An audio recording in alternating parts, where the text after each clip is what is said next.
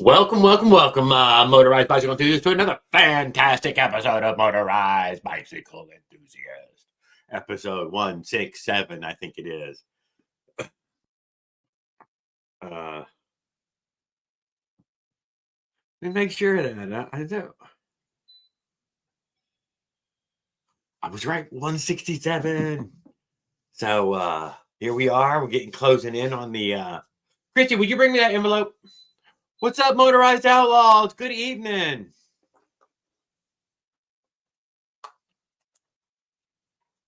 Thank you.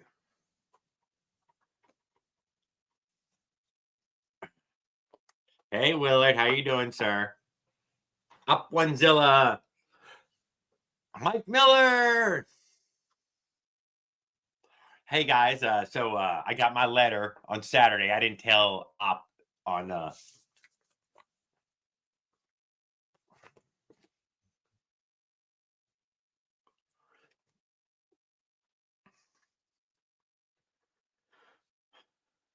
but I got it. Oh. Give it a little while. Roll! Dude, look! I got a letter. I got a letter, too.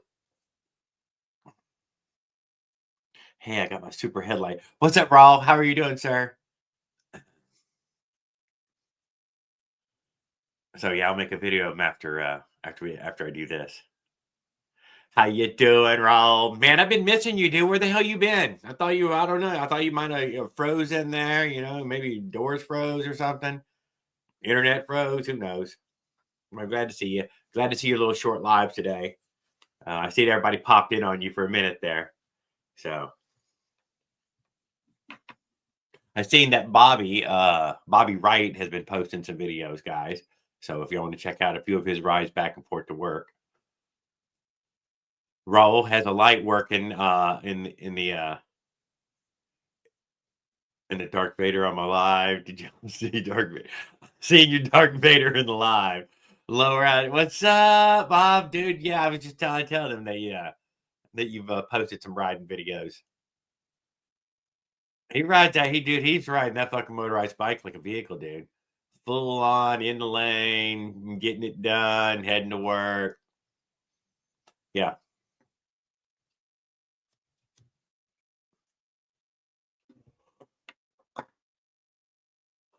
Let me get my links up here. How is Ebro? Ebro? RMH Pipe be here soon from Motorized Outlaws. eBay, Bobby.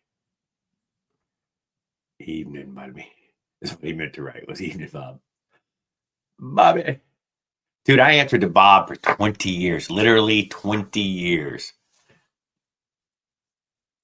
Bob's Auto Upholstery. Is this Bob? I said yes, ultimately.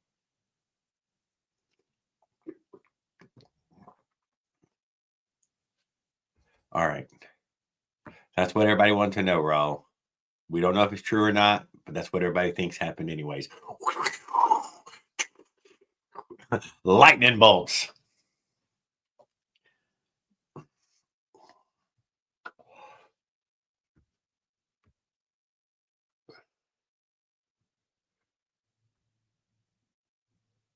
We're trying to get to Yo channel.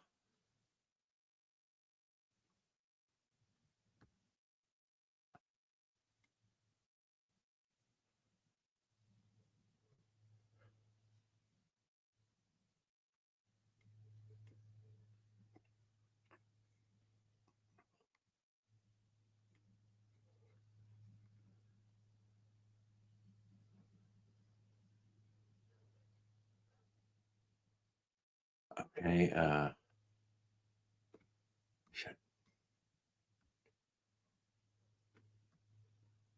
Sorry about going quiet there, guys.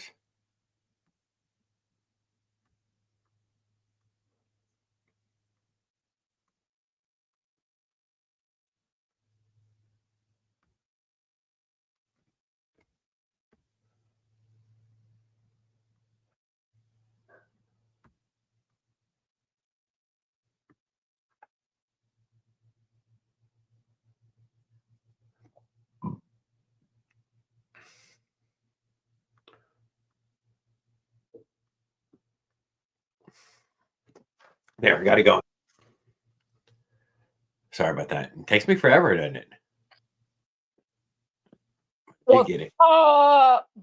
We got Raw in the house. I do know how it works. Going to be testing it for the bike soon. Good evening, Dandy Dan. How are you doing? Good evening, Willard. Hope you're doing well. Raw's in the house tonight. Will Campbell, glad to see you, sir. Hey, Thank Will. you for hosting your stream throughout the week, guys. If y'all want to go check it out, Raw, motherfucker, come over there and hang out with us over there on Will's stream, dude. Are you? I hope. Tell me, what's up, man? You got new parts coming in, or I got what in? Daniel Berry Sports Headlight. LP1, thank you. Dude, they got you playing in the background, Raul. It's got that fucking cheap China metal. They got you saying cheap China metal. Or no, is it cheap ass China metal? God damn it, I can't remember what the quote is exactly.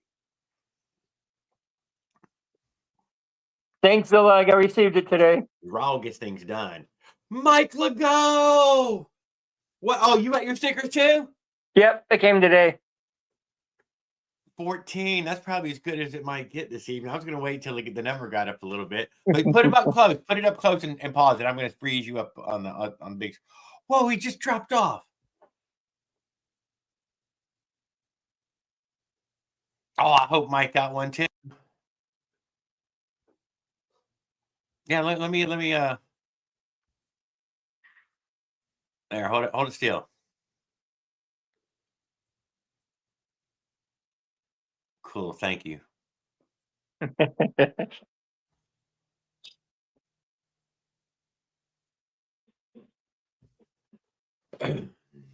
Have you not got audio right now? Or are you not talking? You have no audio.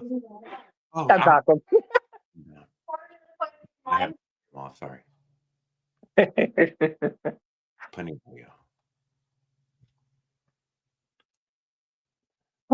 Rocket science, I get shit done. That's the one.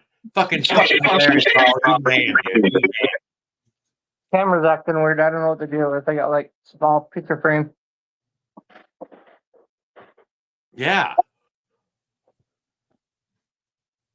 Brian, both of them come in just now. Good evening, sirs. Both of y'all.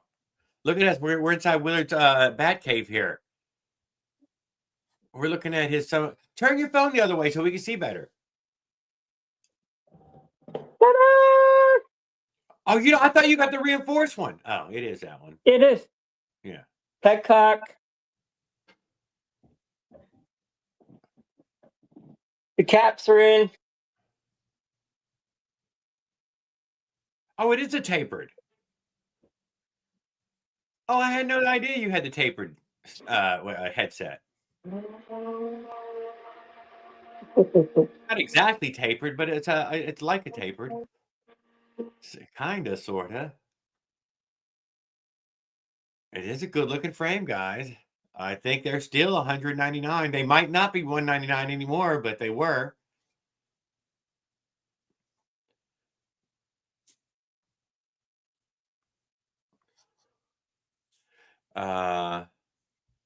Yeah, Mike, been missing you as well. Come over there and hang out with us over there on Will Campbell's as well. Anybody else who I might have missed? Mike Miller might pop in every now and then. He has. Sorry, we haven't been hanging out with y'all on the YouTube side of it. That kind of sucks ass. So it should have. But we got 16 in here now. I'm going to open my envelope. Y'all can take a look at mine. I know it's the same knife all the time now. I need to bring in another knife. Got a big ass letter opener.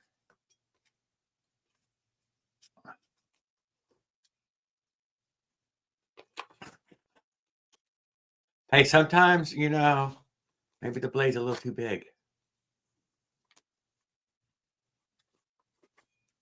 Get me in there.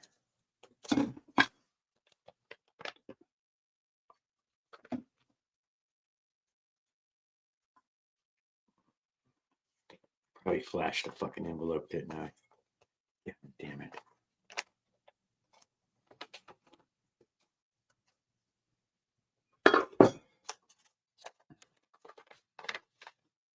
Oh, hell yes.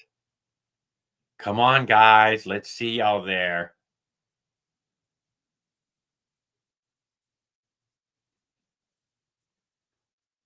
Oh, goddamn. Can't hold it still.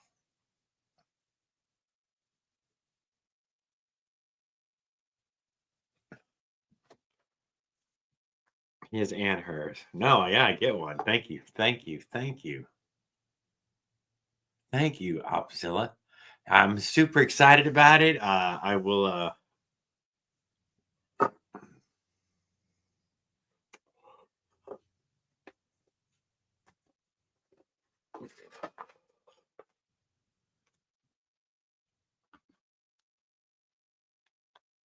do.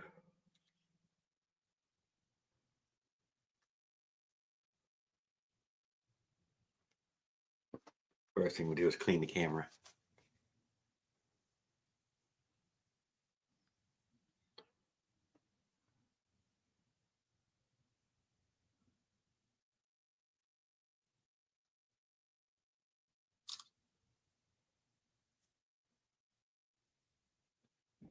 Those who haven't seen it,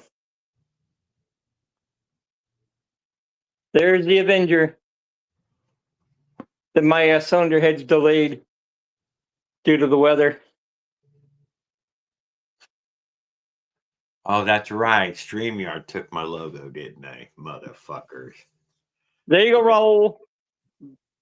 There's the Avenger 85.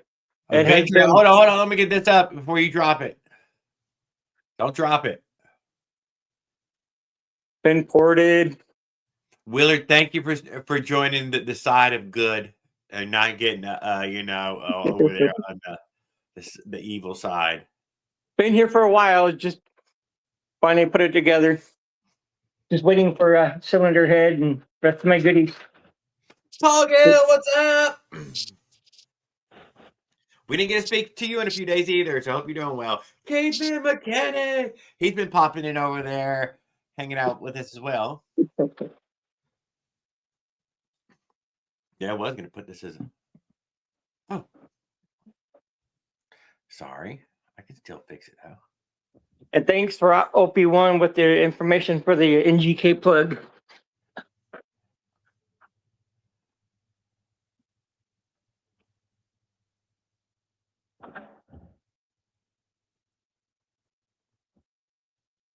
I gotta find Kevin's shop stickers so I can put them on the frame.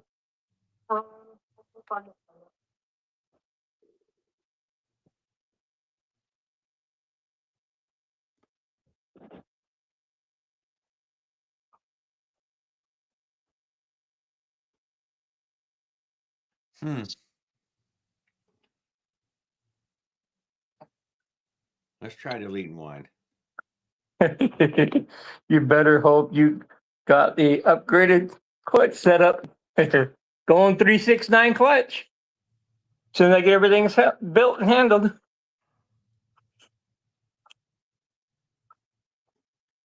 Whoa.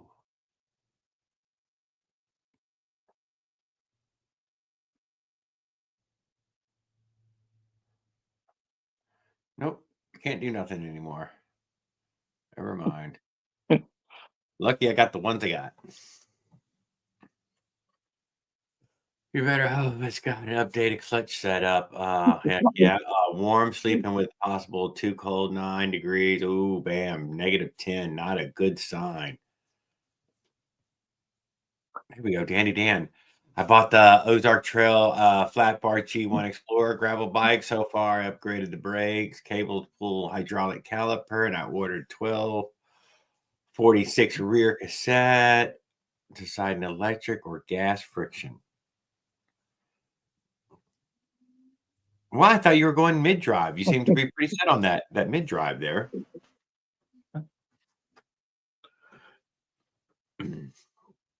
Although I will admit, every time I've tried to play any electric, bumping into the battery purchase is always setting me back. And I never did. I just never did. 369. Yeah, 369. Good car clutch F. Fuck for the win. For the win. Hey, Paul. Too cold. Yes, I hear you beating on that. Fucking guys, that Bobby dude is fucking. Yeah, he is beating up that clutch. I'll tell you that. That City Motorsports clutch is getting nothing but abused. Very abusive usage. He ain't got no pedals at all, man. He's just forcing that damn thing, and you can hear it. Oh, don't make me do this again from a stop. He's like, fuck that. Move your ass.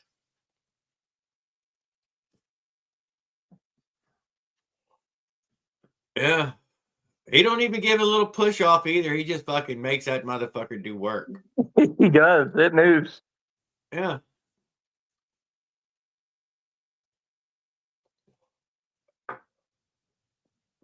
Yeah, I know my clutch is really tight. I push the buck bar in, and it's for pressure to move it.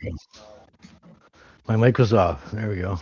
I felt like my clutch for that Avenger was a very strong, heavy clutched one. Couldn't tell you what the clutch is, but it's nice and heavy. It is. The states are cracking down on e-bikes because of the dummies.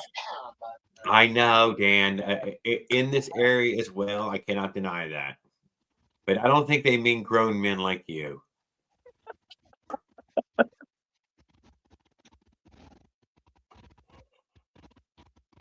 All my stuff is stuck. My wheels are stuck in Michigan. So that 100-car pileup is delayed. I was supposed to get them Thursday. The 100-car pileup? Yeah. Yeah. They're still cleaning that mess up. Snowzilla is coming. They're predicting snow again in that area. I got the air filter on the carb. Shorten the intake a bit. A little more better energized. And the idle screw that's red energized too. It didn't come like that. The original one is a brass. Good question. Good question. I don't think pedals is warm either because they've got rain and everything in that area.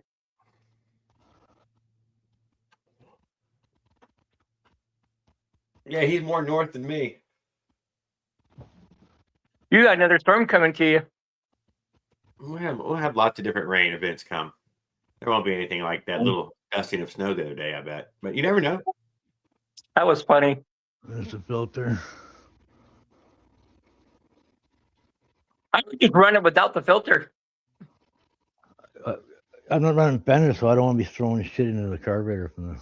I ran my last motor without an air filter on it. I've never ever run an air filter ever on a motorized bike. I put the air filter on it when I stored it. I didn't want anything getting inside the carburetor. I've got 3 or 4 of them, but none of them ever fit. Here's one right here. Maryland is going to tax the snow. Still got the blue coating on it. I have several of those right there, Paul. I used the clamp for something else for the exhaust. I've never had one. Yeah. You know, I got this one. It didn't fit either. I have that one right there. The foam with the spring inside, yeah, double foam too. That didn't fit inside. It didn't fit. No, it was squished up against the seat post. Seat post, exactly. So I got that one. I got 2 of the other ones, and none of them ever fit. So. Hey, Skip. Hey, Caveman. Hi, everybody that I may have missed. 4 feet of snow just past me. I want to run it rich too because it's cold. So I want to have the filter on so it runs a bit rich. So it's sucking hard for air, right? It's blocking half it off. Yeah. Because in the cold you need lots of gas to run, way more than you do when it's at least one jet size bigger in the cold. The air filter or box, air box. Airbox is best. Airbox, because then it's like an expansion chamber. It's got volume to suck when it needs to suck hard, right? It's got the volume there. It doesn't have to suck to the filter. It create like a away. It would create like a vortex Yeah. in the box. That's why dirt bike box works so good, right? It's just a big box with a foam filter, basically a round one like this, that goes on the car. That's all it is. And then you oil the foam to keep the dirt and sand out, right? Because dirt bikes are dirty, really dirty. They hide the air filter too in that way that it doesn't want to suck in. Yeah. Yeah, it's under the seat, so yeah, it's kind of out of the way. It's trying to suck some cleaner air in, anyways. Yeah. Even if some mud does get in there, it's not going to get into the filter, right? It has enough space to. Yeah. And a drain on the bottom. And pretty much everybody does it too. So it is that common in that way. Even the scooter world puts that airbox, right there up under the seat. I don't have room for the airbox in mine. But... Yeah, a little pebble can ruin that. All that work, porting and everything. When I got the motor, it was nasty inside the exhaust port. It was bad.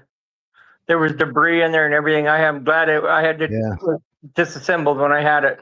My 66cc that I just got tore apart. It was dirty inside too. All kinds of aluminum filings from grinding the case and even metal Surprisingly, filings in there. The case was clean after I wrenched it out. There was like nothing in it. I was really shocked. I was running magnet over it, and some stuff was sticking, and other parts weren't. Right, the aluminum didn't stick to the magnet, but all the metal did. I wrenched it all out with gas and everything, and then 6 times. I washed it with Dawn dish soap and scrubbed it. With the inside? I wanted to run through the dishwasher, but I thought, no. Yeah. Come on. if it didn't have any oil and stuff on, I would have ran through the dishwasher. But it was dirty inside, right? So I just scrubbed it out. I just scrubbed it with Dawn dish soap. Waiting for smoke performances to receive my head, the seat post, seat. I still have to figure out what tires I'm doing.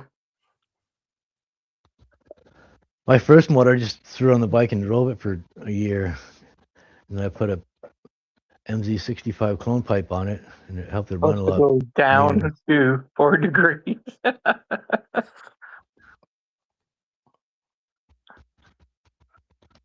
I've seen Mike Legault was saying somewhere. I just think, Willard, you put in oil that clean and poured in one little pebble. Yeah. Can mess it all up.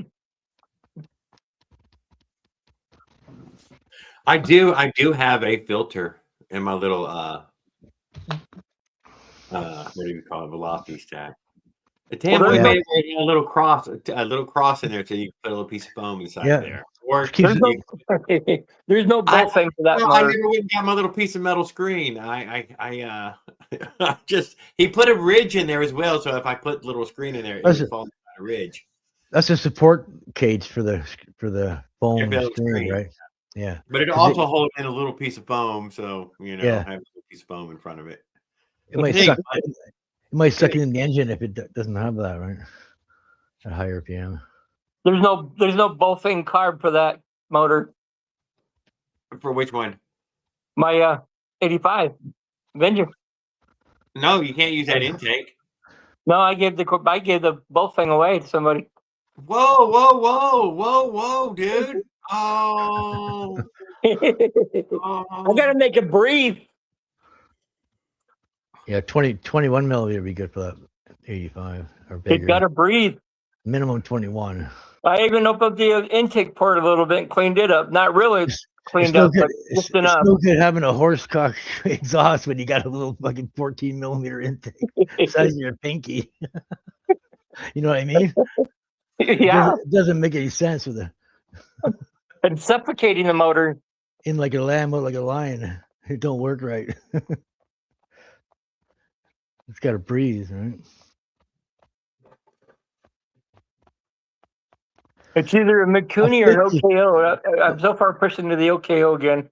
A 50cc. I will admit, it was only 1 second slower.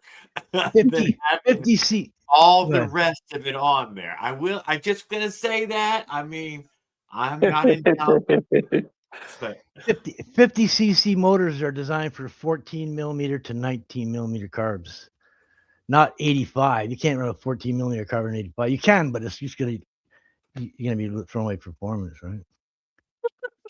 It needs to breathe. It's like putting a rag over your mouth and going for runs, going for your jog, and trying to breathe.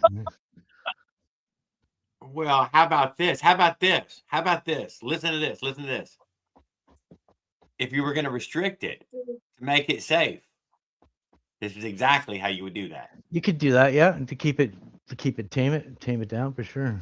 Although I will admit, even if you had a 40 carburetor on there, you're only going to open it up to go 20, 25, 2 millimeters, 3 millimeters. You want a small carb. Just a couple of millimeters, anyways.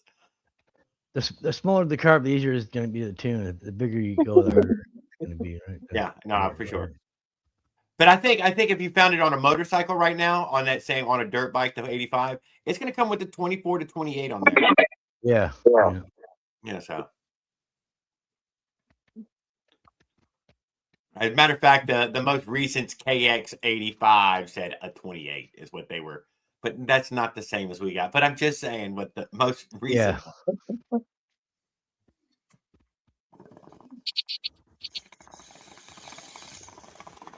But a Honda PW50 comes with a 12. 12 millimeter carb? Yep. Yeah. Ew, what's that? I've seen a lot of them with bigger carbs though than that. 50. I didn't say. I said comes with, not what it would run with. Just comes with. Yeah. Hey, Mike Legault.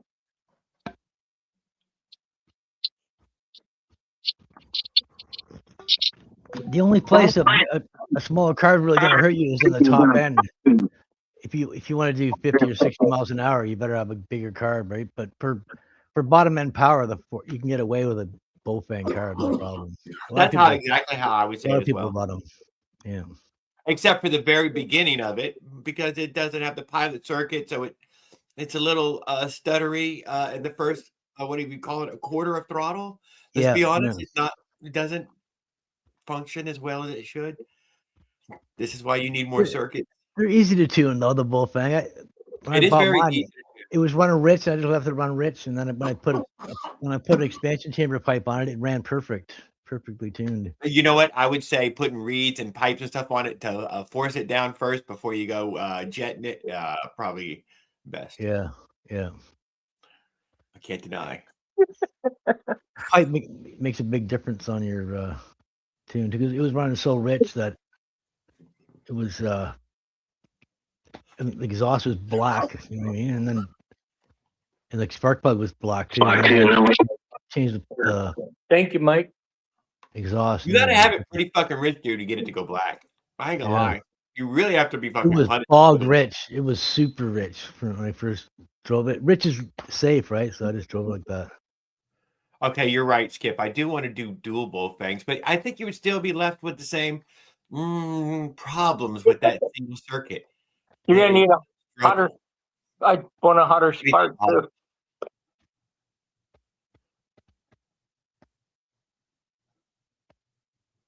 You know what? If they opened up in series and not synchronized, maybe it would work a little better. I don't know. I don't know. But I'm curious.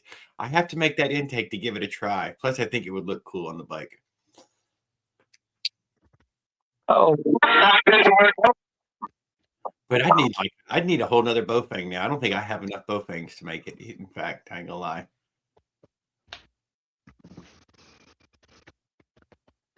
And then you have to make a damn intake, and that's a few aluminum cans.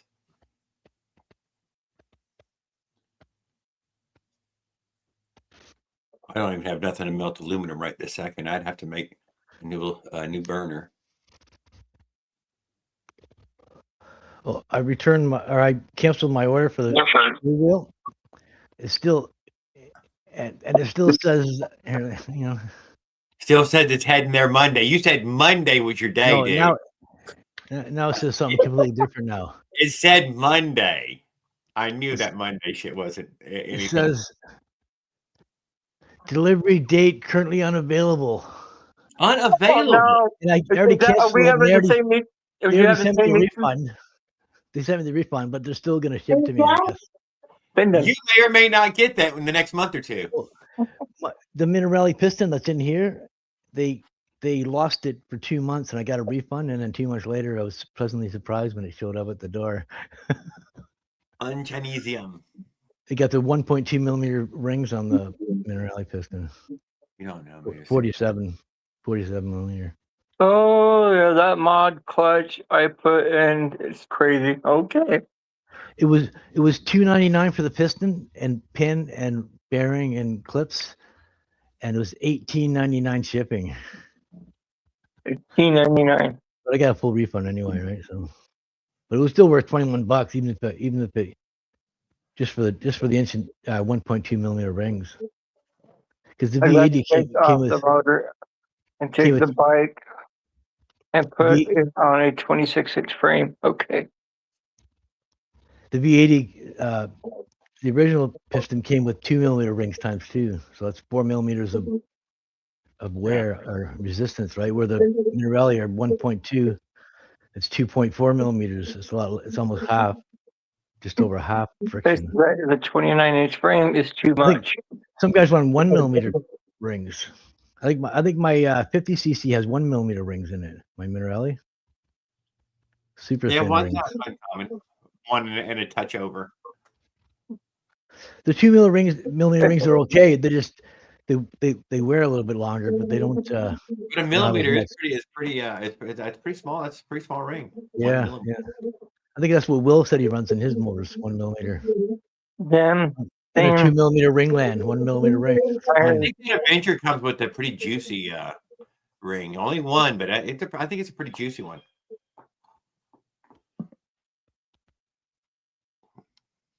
Hi.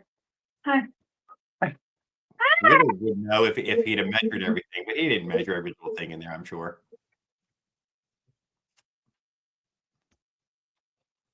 Take me far away. After when it was top dead center, could you still get a fingernail? Could you get a fingernail, Willard? A fingernail? Yeah, when it was top dead center, could you get a fingernail? No, I don't know. I could get a really big fingernail at mine at top dead center to the top of the cylinder. Oh, really? Yeah. Squish is like 1.3 miles. Squish is good. May as well be. Yeah. That's why I know that there's plenty of power left in my little Adventure. Just to drop that bottom gasket, would be a considerable increase. It'll be safe like that. It'll just run a little bit. Oh yeah. There's a bucket inside. Power, right? It says that goddamn area in there is fucking humongous. The tighter you squish it, the more power it's going to give back, right? So. Yeah, you're right. To the point of detonation, then you're just beating up your head with pre-detonation. Be safe going to Greenland there, Skip. Trump wants to send troops there to take over Greenland. America, Greenland, gonna make it great again. That's why you should run premium fuel on a 2-stroke.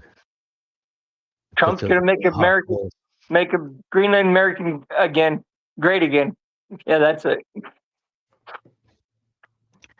2-stroke never gets a break. It's fire. Every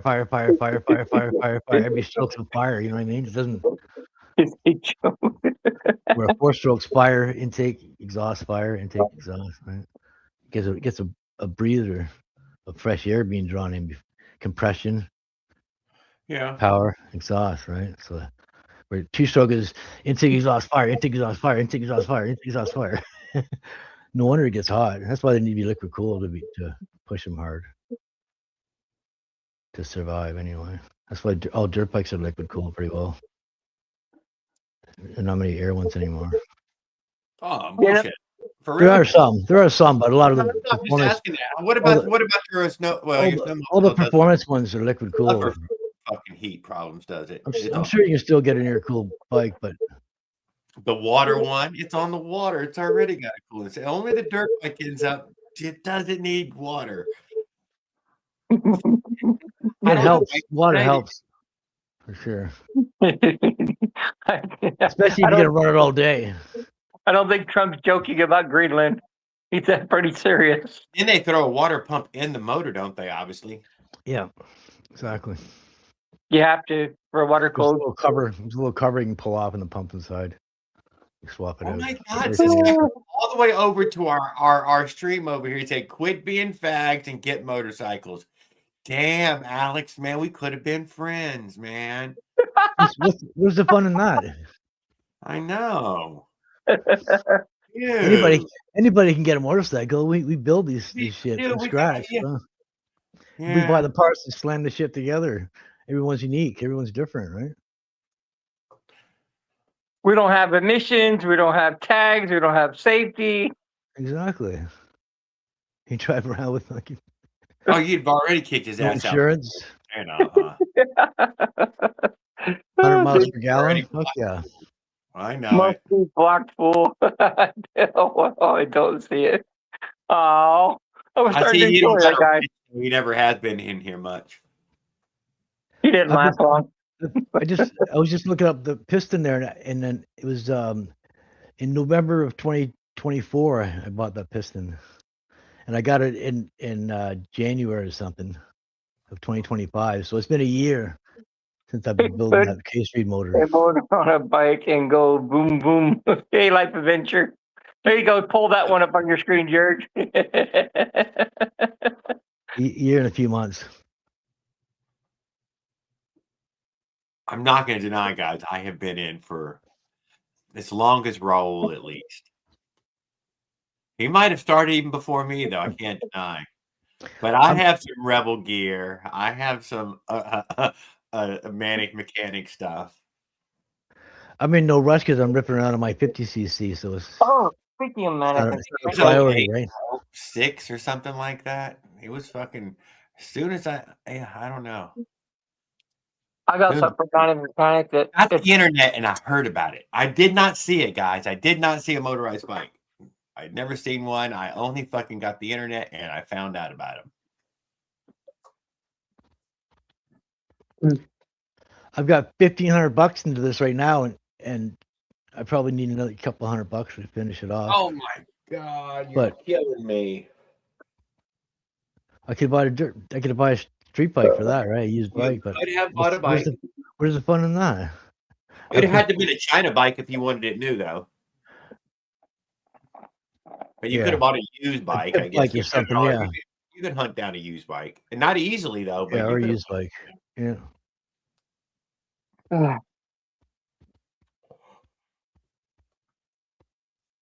There's a bunch of fun. And then there's registration, insurance.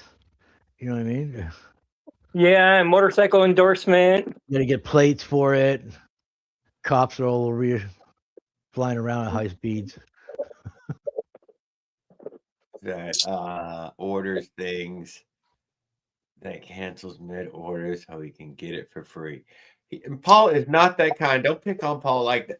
He's sensitive about stuff like that. He would never. I'm not reading the chat. I gotta see this thing on. That was Mike Miller. I'll throw it up. Hey guys. Hey, Life's Adventure. Yeah, I have to take a break from my channel. I was arguing with Democrats for a while, so I had to take a break from the political spectrum. I post something on my channel that's making them steam. So I'm sure. I stay out of it. Huh? I try to stay out of that fray. I just try to stay away from it. I do. I mean, it happens. It comes up in conversation. But I didn't cancel it mid-order because you can get it for free. It was here. It was already 5 days past the shipping date, and it was 11 days before. It wasn't updated for 11 days on the when I click on see check updates on it, and then so they gave me my money back, and I still might not get the order. You know what I mean? I'm trying to guarantee it's going to come. 2 free wheels, 24 2 free wheels. Oh, that's pretty tiny. Hey, Could be Jerry, an envelope. It was $23. It's puny amount. Jerry, did I tell you that $20. this guy on Facebook has this? Has I don't his, fraud. I don't fraud Amazon. Fuck. this guy on Facebook has his bicycle. One of the bicycles with the gas tank built into it. Yes, He sir. has a 212cc attached, on it. He's selling it. He's selling it, and it's like I go, why are you selling it? He posted pictures. He tore his ass up. Tore his butt up. Raul likes to talk about the guy with one of those gas frames and 212 on it. Remember this, Raul? And that motherfucker tries to do a little bit of a rev in the road, right there in the middle of the road, dude. And that fucking bike got away from him, did a donut, and slid out, That's what wiped out. You want to call it laid down? Did a lay down. That's what happened to this guy, man. Ooh. He showed me And now pictures of his it's foot. Raul He showed me loved it. he had staples up and down his leg and then his foot, man. His foot was tore up, man. It drugged him. He said it drugged him for half a block. Yes, I did see the Athena bike he posted today. Yes, don't forget to go check out Kevin's shop, guys. He just posted a fantastic red Athena. Go check it out now. Go over here, go over there, go look it, go watch it, go like it, go listen. Drop him a comment.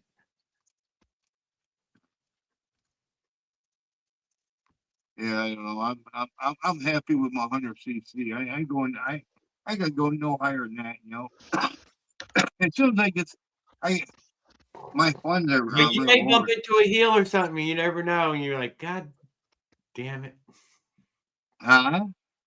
There might be this one hill that you end up saying, God damn it, man, I need more.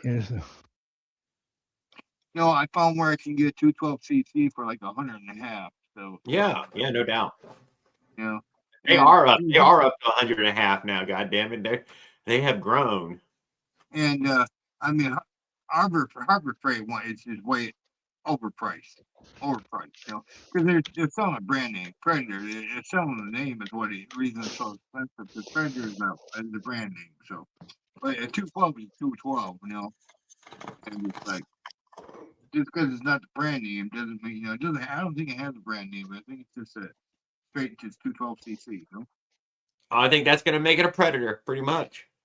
Pretty much, but just ain't gonna have the Predator on it. So it's like it's gonna be a lot cheaper. I don't know that there is a cheaper one. I think that is the cheap one. Although you're like, Jared, that's the brand. No, you could go get a Briggs. You could get a Subaru. You don't have to get this Chinese motor. You get a Honda. Yeah, I know. Let's see, Briggs and Stratton has a 212cc for what was it, $149. So it's like Oh, I don't know about that. I'm surprised by that number. Well, I know it's a lot cheaper than $500. So.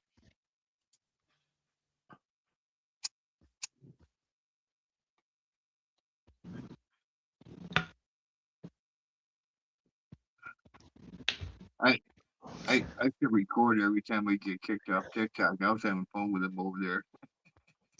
Oh. I'm offended by that, Mike. I'm Catholic. I don't steal. Huh? I don't fraud. I don't steal. That's the last thing I do. If Amazon screws up, that's their problem. It's not my fault. But I was more than patient. I waited 8 days past the last date that was supposed to be here. I found on Temu. Before I called them. On Temu, they want I think he was fucking with you, Paul. I don't know. He hasn't commented back anything, but $110 for a 212cc on Temu. I think, yeah, pretty sure that's what it is. Tell you in a minute.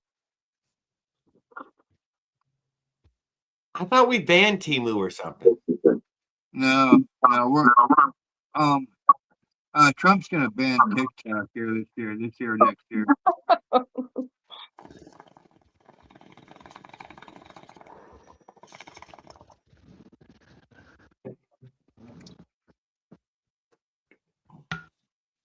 Raul, What is that? you know what this is? No. Raul should know what this goes to. It goes to Manic Mechanic. That is that one? Goes Let me from see those. 1.5 to 1.25 hub. Oh, no. We don't need the 1 inch. Yeah, nobody needs that This, one. this is 1.25 size for puppy. Mine was inch and 3/8, so I had to So make this my is 1 inch mechanic. Yours is 1 3/8 bigger. 3/8? My CDH hubs are 1 3/8, so I had to make the 1 inch adapter. Uh-huh. I had to make it 3/8 bigger, so it was almost nothing left of it. By the time I was done, right? 1/8 of an inch spacer, basically. Damn. Or inch, 3/8 or half of 3/8 would be 3/16. 3/16 from 1/4 inch would have started at her. This was on my puppy no so. It was 1 and 1.5 hub, and then my ended up being 1 and 3/8, so I had to. So you're using a sprocket adapter on the CDH? I used to be when I was running the multi-disc, but now I use all the disc mount. Oh, I got you. No, With I hear you. M6, I tap it down 6 and use M6 bolts, Yeah. and then I offset my spokes. I offset my spokes on my axle. I put my axle over, so it's got more room on the engine side, and then I offset my spokes to center the wheel back up. It's not an easy job to do. You got to have some wheel building skills. Skills to pay the bills. You can do it by turning half a turn loose on all the spokes on one side, and then tighten half a turn on the spokes the way you want it to go. So yeah, they got these crank starters. It's easy to screw up that way. On Temu, they got these crank starters for sale. Where you For can your motor? Instead of a pull start, you can attach a crank start. You know, one of those old crank starts from like a car, from the old cars. You can start it. You know, I think these are all for the 212. I didn't see them for the smaller motor. But yeah, there's a wind up one which we've seen Tan Boy or Josh Delaney bought the wind up, which I really liked the fucking wind up. You just wind that handle up and you get a running start at trying to get it to fire, which is a great. Although if you got a good 4-stroke though, it only ever takes a tiny. Yeah, my 4-stroke is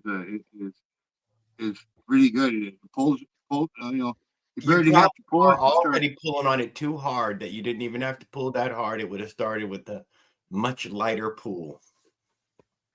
Yeah, it's a really light. What? I drilled a hole in the front of the hub and added a disc brake the first time. Not bad on a front hub. They usually give you that, that little 3/4 inch wall of aluminum, to fiddle around with. You can add a disc brake to a multi-mount too. You could rag joint mount it and then bolt a disc to your multi-mount. I wouldn't. I wouldn't recommend it. I wouldn't recommend it because your brakes are reefing it one way and the engine's reefing it the other way, and reefing back and forth on your spokes is probably not a good idea. Drill start bolt there in piece. I need to go over there to this little site and take a look, see what they. I just wanted to see what they were. Yeah, they have a 12cc gas engine for $130 or $124. I'm sure my 20-volt drill start just about any motor now. I mean, ain't much of that start. My 12-volt drill start. My regular 12-volt drill, you can't stop that thing. You put it on drill, you can't stop. Yeah, right. You just what I'm saying. I mean, the modern drill now works really good. I've got the bit stuck and it's ripped the drill out of my hands. I'm like, whoa, what the hell? And I didn't realize I had it on drill. Ooh, look at all these. 7 horsepower, 212cc. What are those, dead rats? 4-stroke. CDIs. Are those rats for the fucking snake or something? You're holding them by their tail? He's running triple spark plug. Oh, he's gonna run the triple sparker. Yeah, triple sparker. Yeah, triple sparker. You get ahead with 4 fucking spark plugs. There you go. Quad spark. Here's another one right here. Lightning storm. You can call that head the lightning storm. Now there's 4. I'd have Raul beat completely, man. I'd have all kinds of sparks. Be fun, interesting. Someone develop a 4-spark head. Man, you could add a lot more fuel. Each wire gets twice as long, so it has a delayed timing around the 4. I mean, you gotta Millisecond switch out. delay. You gotta switch out the carburetor and stuff. But A proper flame kernel is supposed to ignite on the intake side and work its way toward the exhaust. Oh, stop it! This area is too small for all that. If you index your plug, all right, there's so much if you spark. index your plug toward, you index it toward the intake so that the flame kernel explodes. Unless you have a center spark plug, then it doesn't really matter. But if you have an offset plug like in the Panadol, you need to index the plug to keep the open side toward the intake for the best burn, best flame travel. You'd probably melt the cylinder head. You'd melt it. Why? You'd weld everything together inside the case. Different. Spark plugs way up the hole. It's no different. Which increases the speeds of the head considerably. Nobody marks their plug on the open side and when they put the plug in. I do. I mark it to see where I end up when it's in there. It should be pointing toward the intake, or at least that way. If you could develop a 4-plug, that's what I read in books anyway. So I don't know. Think indexing the plug is important. Yep, exactly. Indexing is definitely important because on an offset. On an offset plug, definitely. God, guys. And even on a center plug. You're right, Will. It's important. You're doing every last thing. Every little thing helps. I mean, especially a 2-stroke. You can't. A 4-spark cylinder head, you'd start melting things together, probably. That's what the book says, anyway. For a proper they still index washers too, just in case.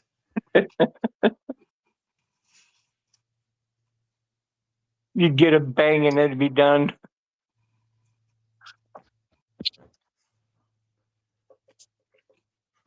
What you do? I tell you where I haven't never even put a mark on a spark plug to You take one of the coils and you put it on the back of your exhaust, on the bottom of your exhaust pipe, drill a hole for a plug with an igniter, and then you get flames coming out of your pipe. An offset spark plug, you'll need a little bit more timing to get where a central plug like a Hemi needs less time because it's in the middle and it has less distance to travel to burn the fuel. Instead of all the way across the whole cylinder, he's only got halfway to go, half the distance. When you're talking supersonic speeds that you're doing at 9,000 RPMs, that's supersonic airspeeds that are going in and out of there. It's amazing you can actually do it. Sucking and blowing 9,000 times a minute. Yeah. I see that. It's a 212cc motor. I mean, it comes up with a gas tank and everything. But you got take all that off and switch out the carburetor. It's a regular 212 motor. Yeah. I'm not against them. Great motor. I've had a lot of them. They work a lot. They do really good. Never broke one. Yeah. I mean, we all know the difference between Amazon and FedEx and GoMax. So at 9,000 RPMs, the piston is traveling up and down 150 times a second. Per revolution.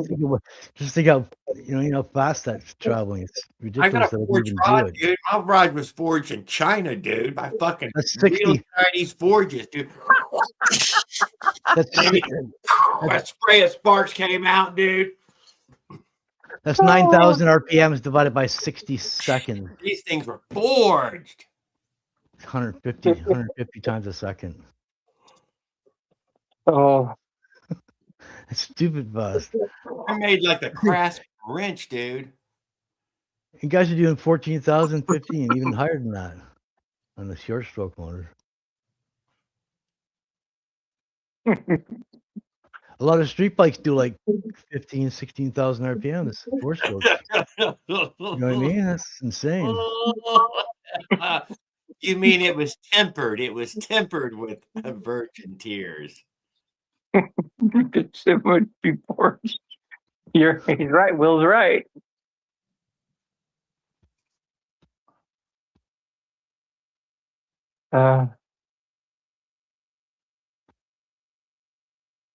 Quenched in virgin tears.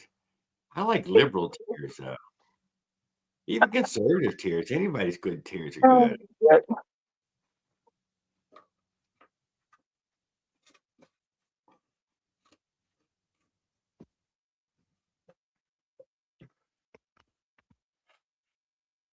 Just keeping on it. Thanks, Will, for hanging out, man. That's another thing about buying a motorcycle. You're not going to find many two-stroke motorcycles out there. They're all four-stroke now.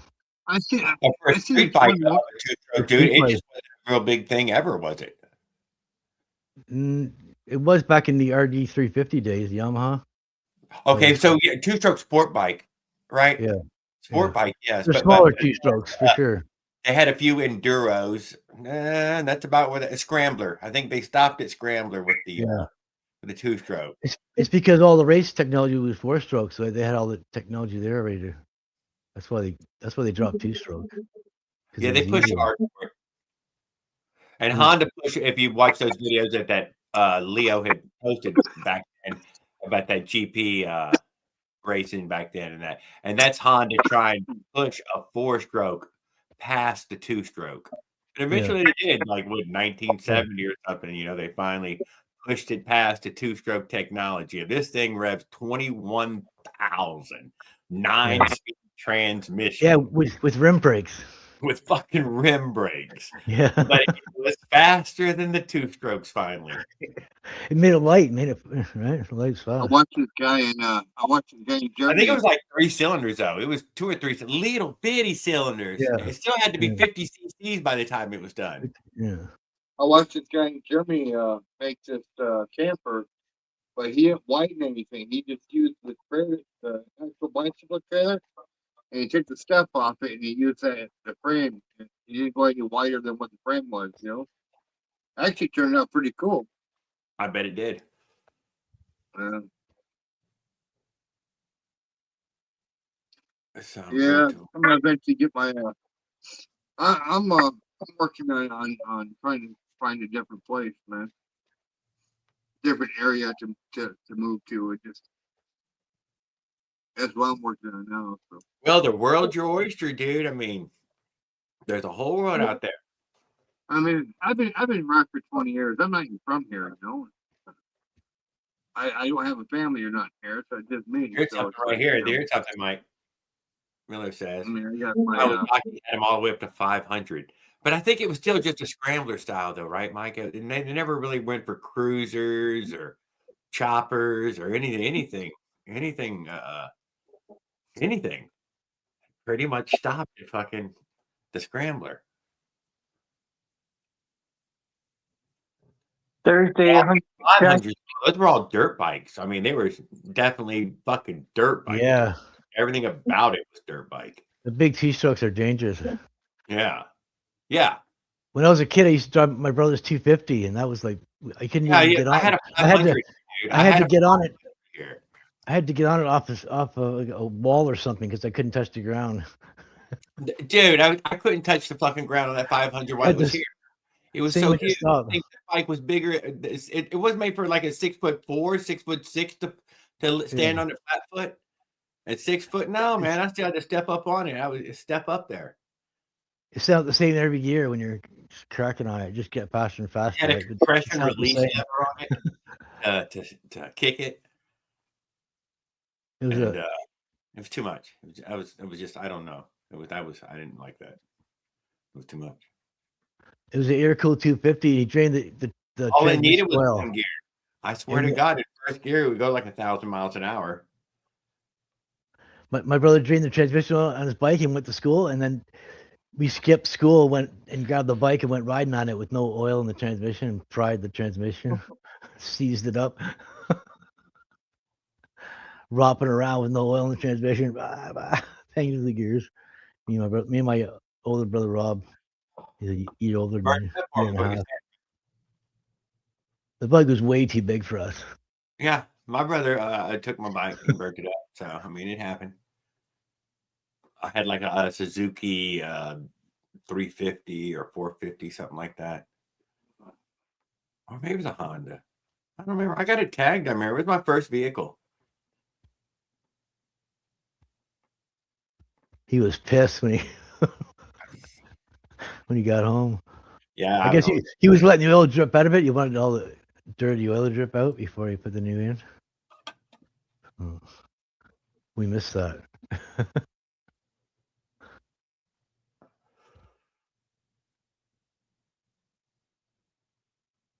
No, I'm impressed with somebody like Tan Boy and all who got to fuck around with it from teenagers.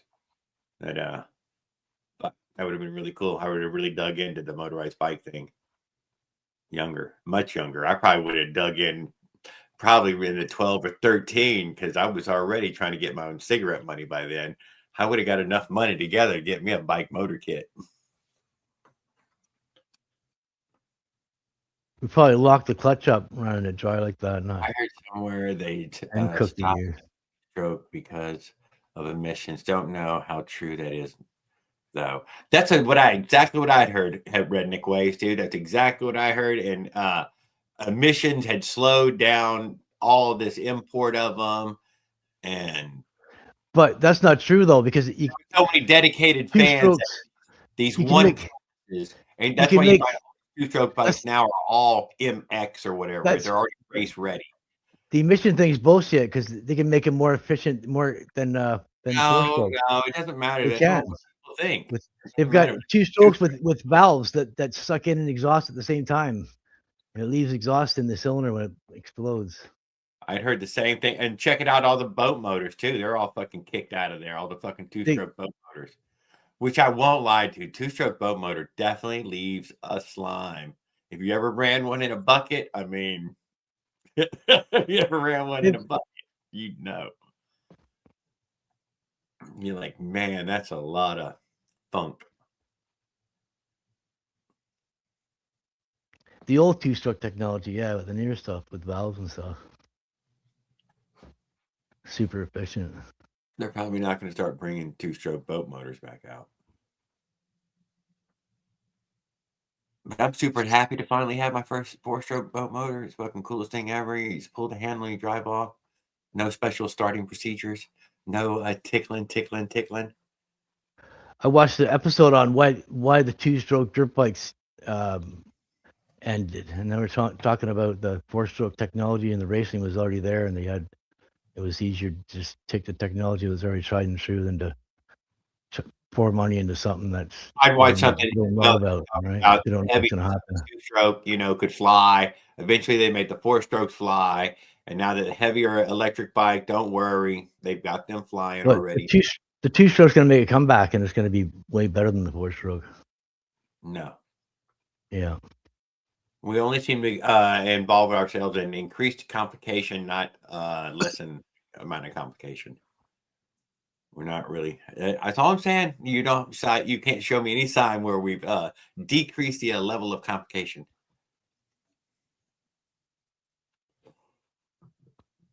Two-strokes have very little moving parts compared to a four-stroke has a shit ton of critical parts that are amazing thing.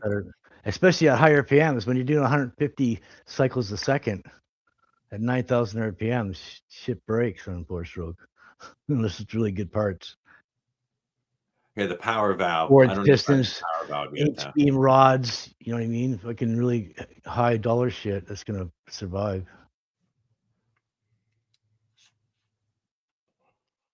That two-stroke chainsaw though is pretty well established. It doesn't seem to be budging. It's because you know why? Because it works upside down. It works right side up. It works in any direction. I'm just saying, ain't nobody been able to. You can't flip a four-stroke upside down and run it. It'll yeah, you can. Oil will go into the piston. Well, you can, but you got all that oil going down into the cylinders. No. Have you ever messed with those little tiny four-strokes? I'm sure they like in a radial engine. What they do with that? So how they make it where you can turn it upside down and everything? Yeah, it'll work that way, but it's not. Inside that case there, it's got a sponge in it.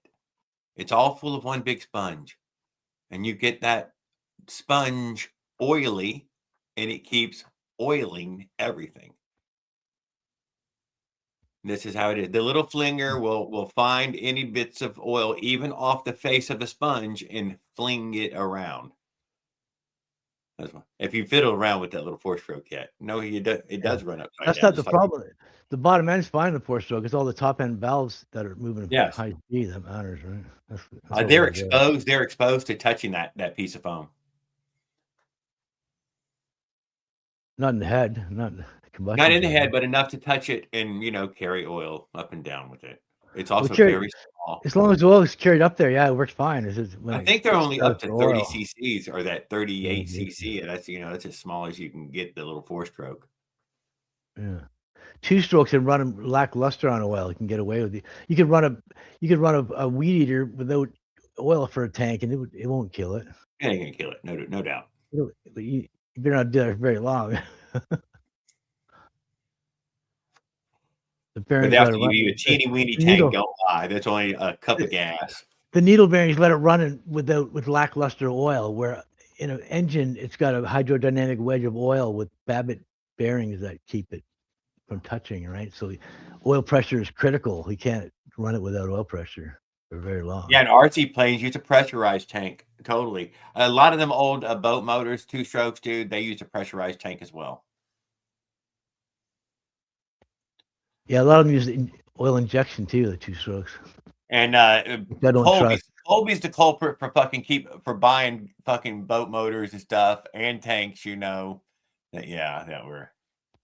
Buddy of mine had oil injection on his Yamaha 340 snowmobile, and the oil line fell off. Yeah, the oil line fell off, and it did an extra 10 miles an hour for like 30 seconds, and then it seized up. Oh, yeah. His oil line, he stopped feeding oil, right? It was just, I guess, it's running really lean. Right, for all the biggest of the 2-strokes, they stopped putting them in bikes, but they really stuck them in jet skis and fucking snowmobiles in the 500 and 700 range. He was running the snot out of the top speed, so. I don't know how many of those jet skis run a fancy pipe inside there. I'd be curious to see that. I don't really know, to tell you the truth. I think they do. I think they got an expansion chamber pipe. All those fancy fucking snowmobiles do? Snowmobiles do, yeah. Yeah. Some of them have one big pipe per 3 cylinders. Hey, bikes and engines, dude. I think I've been checking you out, man. Thank you for posting, dude. Yeah. Some have 3 expansion chambers. Some have one big one for all 3. Depends on the engine, I guess. 2-strokes are really high powered because the CVT eats a lot of power and the snow eats a lot of power. And the chain drive, the belt drive eats a lot of power. You know what I mean? There's a lot of shit going on there that eats a lot of power, so you need a big engine. 340 cc's minimum. 250 maybe if you single cylinder. I had a Polaris 250, a 72. It pulled every one of my buddies' snowmobile off the trail. They all broke down, and I ended up pulling them out. It was perfect like that. It wasn't really fast, but it was torquey and it could pull anything. This bikes and engines right here has been posting a bunch of shorts with his motorized bicycle transforming into a 4-wheeler, a fucking monster truck, a fucking robot.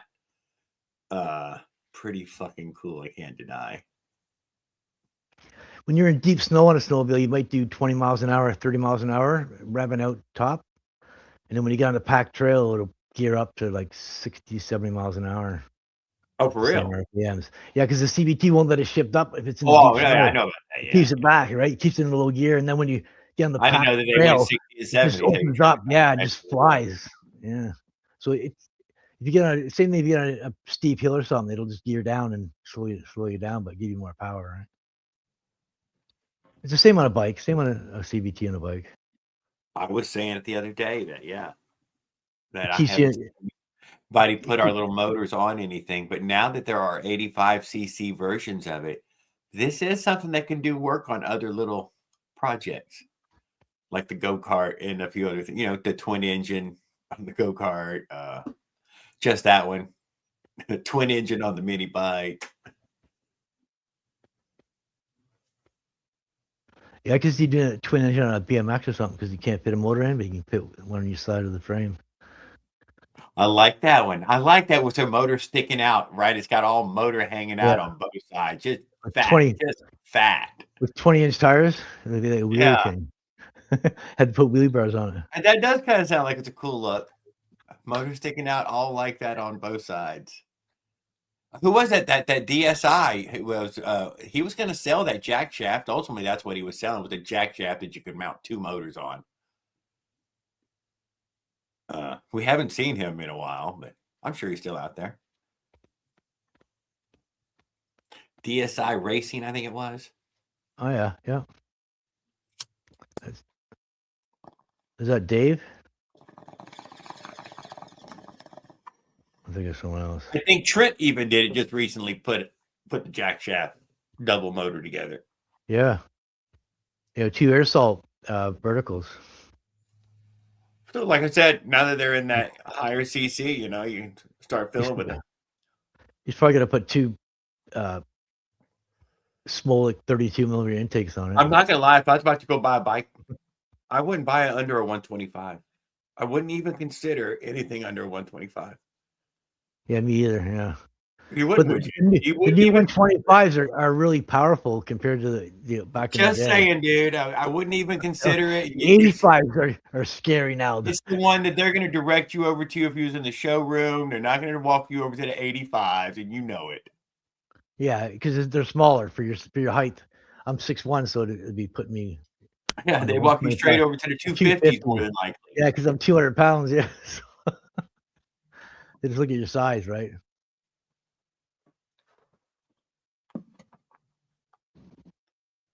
So I like the thought of those 285s together, or any of that. But the fact that the 85 is enough to start to really have fun with, I can't deny. I'm surprised that you got the big 50 that you were able to put together. The high revving 50. I know. I was That's your surprised most how much impressive power. thing. I don't know why you're moving away from that. Why this bike is not going to get its best shot at 50. I got a 50 to slow myself down, and I ended up going faster with the 50. Yeah, so you should on this particular bike, maybe your next build on it should be a faster 50. I want to go 60 on this one, hopefully. No, but out of 50 cc's though, not out of. Yeah. You've upped the cc's I might get more. considerably. I need to increase the intake size, I think, because like inside the reed, it's not big enough there. The exhaust is pretty big, but the intake needs to be a little larger, I think. Maybe a 32 millimeter small intake or something like that. Because you need higher RPMs, you need to breathe, right? You need to get the air in there.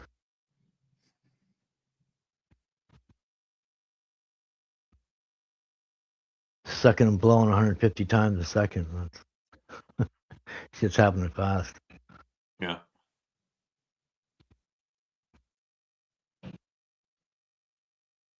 I'm pretty good at 7,000 RPMs, man. I mean, I'm sorry, but 7,000 seems to be. I think I was almost going 40, right just under 40. That was a ripping along. You definitely want good rims and good brakes when you're going that fast. I will say, to get it up to 30 with that 36 on there isn't hard at all, and it makes it pretty comfortable to even go 30 on it. Whereas normally I'd cruise at 20 on the 4-stroke, 20, 25, and I don't know, 25, 30 with the 2-stroke, maybe 35. I doubt it's 35, but 30 for sure. My daily doesn't have a chain tensioner on the engine or the chainstay. I just adjust the engine up a little bit to tighten the chain up. Yeah. I don't mind having slack in it. It's got a little bit of slack, but it's not enough for it to come off. You know what I mean? It's got a slight little bit of slack, but not. And with a chain tensioner, you can have, like, if you have you can have slop in your. Like with a spring tensioner, you can have slop in your chain and you lock up and you bump stir. But when you don't have a chain tensioner, you don't have any issues with bump stirring when you're locking up and stuff like that, or coming off when you're going at high speed. Yeah. You don't want any of that shit going on, right? And I see that ESI kit. Last thing you want is chain problems. I don't have chain problems because I'm a whatever. I get chain alignment right just first. I want to first. When I get my shifter going, I want to have a disc. I have 3 sprockets and a disc. The Can't wheels got to derail sit on the right low in the side. middle of the frame, and I mean dead center, and the chain's got to be lined center to center. That's Shit's got to be bulletproof when you're shifting gears. You can't have any issues. Oh no, I'm just saying so you can get So just I don't like it to throw the chain. I fucking Yeah. hate Oh it. yeah. That was the And first problem I had. My rag joint came loose. My chain went off into the spokes, and then the spokes tore the chain apart. I didn't break one spoke. Bent a couple, but never broke any. Had to rip the chain back off the spokes because they're all wedged into them right to the pin. Here's another thing. Too much slack in that chain though, and the bike bounces when you're trying to say you're trying to hold it at 20 miles an hour. Yeah. It does. It wiggles. Yeah. Yeah, it starts to it wiggle. builds up, it builds up a whatever you want to call that, a vibration or whatever. Yeah. Yes. It gets what's it called? The resonance. Resonance. That was it. We were looking for that. It starts to amplify. And then Yeah, it's just it starts to amplify itself. Yeah. Yes, and that's that fucking jerky feeling. That is totally that fucking jerky feeling. No, your motor isn't running poorly, although it's kind of surgy feeling. That's your chain making you surgy feeling. Yeah, I've done that with lifting the bike up on the kickstand and then revving it out, and you see the chain will start freaking out, right? I have watched quite a few now chains on riders and all at the same time where I got to look at the drive line of it, and I can tell you this is that feeling. It's hard to see your own chain's vibration, though. I'm not going to deny. When you look down between your legs, mostly it looks like it's running perfectly smooth. Yeah. I don't know who Sarah Hunley is.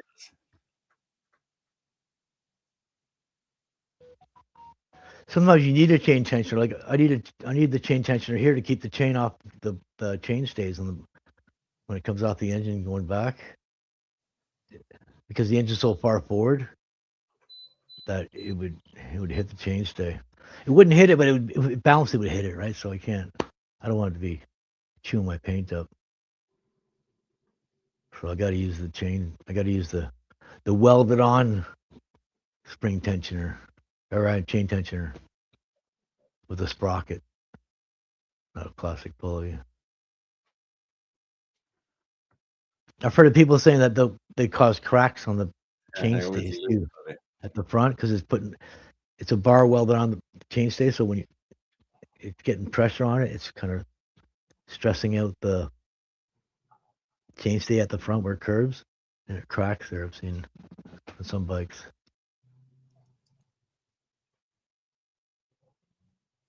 You'd have to hang out in the chat before you get up on the panel.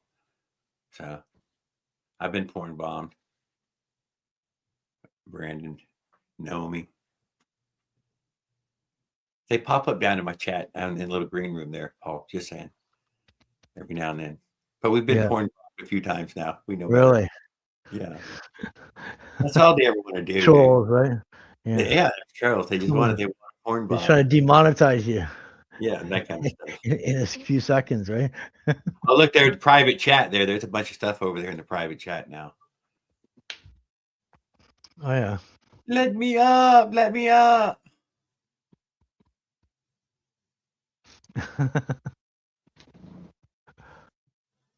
Oh, I am porn Brenda. You wanna I got my camera on right now. Porn Brendan. You can go and go, brother. We don't need any. We just had some, dude. We just had some, so yeah, you're late.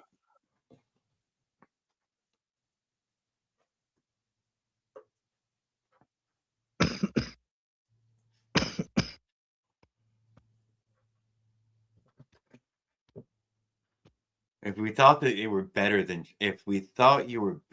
porn, we'd let you up. But you can't troll better than porn, and you go nuclear. That's nuclear. That's going nuclear.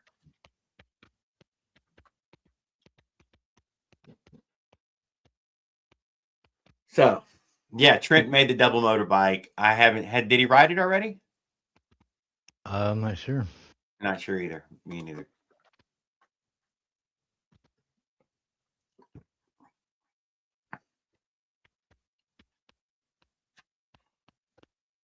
What else was there?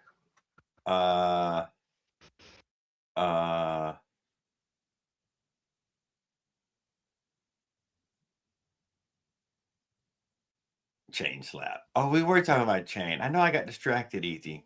Paul was carrying it on for us for a moment, but he got undistracted too. All right, so chain alignment, guys. Chain alignment's hyper fucking critical. I know father son can get it done in the garage, man, but that fucking kid ain't gonna be fucking riding if you don't get that alignment right, baby. When I run my 5-sprocket, I flip the axle and I adjust all the spokes over and put a single speed freewheel where there used to be a bunch of gears, right? So then I'm moving it inwards. I'm not moving out too far. At the furthest part out is probably where it would normally run, and then inwards. You can see on the case where the chain was chewing up it took it at the top part of the bearing here, about 1/8 of an inch of the case. Oh Here, yeah, I know the marks. It was running inside so far. Chain. What I see is a 420. Yeah, 420, and it was running inside so far. It started chewing this up, right? My brother said didn't give a fuck about chain slop and fucking shit, dude. He was just a murderer of shit. This side's flush here, and this side's got a step up, about 1/8 of an inch step up. But you kept that corner on there, that top corner. I cannot believe you still got the top corner on there. You see, I don't blow out that corner either, dude. But a lot of people blow that goddamn corner off. I cut into the case for my seat post, so it holds it in alignment. I went a little bit too far there, but it sits up against the seat post because I don't run a bracket back here, and that ends up putting my choke lever. I drill a hole through my seat post to run the choke lever because the choke lever runs into the seat post, right? So far, all my builds have been, except for this one here. This one's way forward. It doesn't touch the seat post. But most of my builds are no back curve piece for the. I think a clever one Adam did to get the clutch lever pushed away was to put a little gear, little nylon gear on top of that other side right there. When you cut into the cut this much, but when you cut into it, it locks it in place, so it doesn't move, right? When you tighten it down, so it's completely stable compared to without it, right there.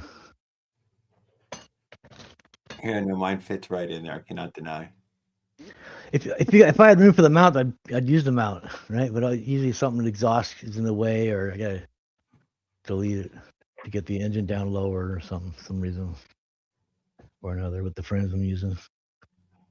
Although on that one right there, I did a second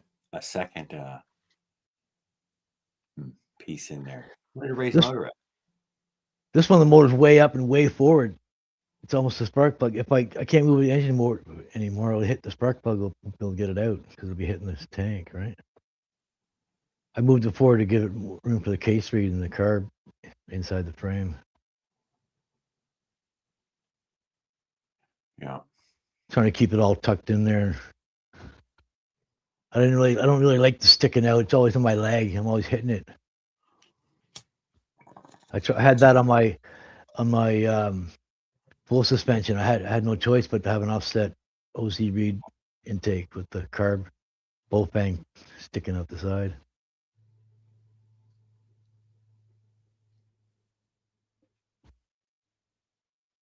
Nothing wrong with it. Just if it doesn't bother your leg, you're getting in the way. A lot of people run the offset intake. It actually gets the carb out in the fresh air more than being behind the head in a hot stream.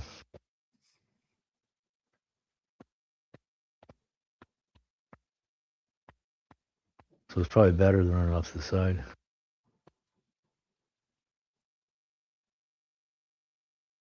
It looks good too, is what Skip says. Nice. Yeah. Yeah, it's almost finished. I just gotta put a head gasket in it and seal the cylinder down. Yeah, well, I got to get out there and slap a bike. I ain't gonna lie. I put gaskets in for the reed and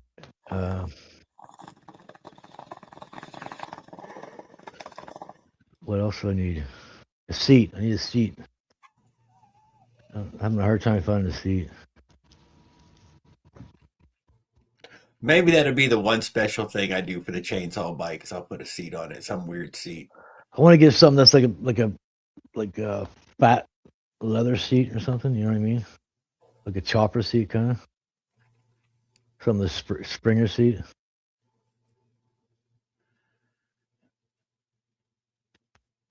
But I think it's $300 or something. The one I seen that I liked.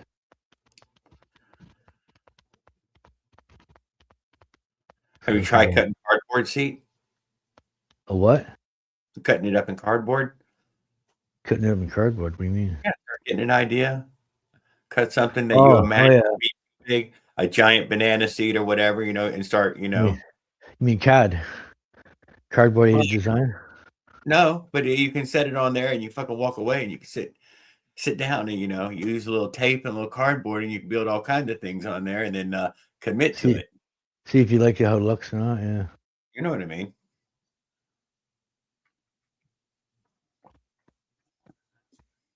I'm glad that AliExpress canceled that cowl on me too, because it would have been too wide, I think, for the front. Maybe something smaller. You think so? Skinnier, yeah, because it was like 8-inch light or something, or 6-inch light, but like a 12-inch wide cowl. 12 is still pretty tiny, dude. And the brackets are obviously going to be an inch in or 2 inches in on each side that reach forward and grab your handlebars. Yeah. Was that going to be part of it? It goes around the handlebars. The handlebars come up between the curve, so it tucks back in quite a ways. The two curves that are cut out are basically where your hands go into the handlebars. It's got two brackets that mount to the style of handlebar. I do not like the clip-ons. No, I like them. And I never have liked that style. So, and really look at your real estate, how little bit of real estate you have now. Fucking tiny. If I put my regular bars on there, it's not much difference from my regular bars. It's just a little bit straighter. I can just adjust them out a bit more if I want it, right? I mean, for adding stuff to your cockpit, you got no real estate. My seat's way lower than the handlebars, so it's not like it's way down. I'm not leaning down. I got long arms, so. Copper King. Evening, Copper King.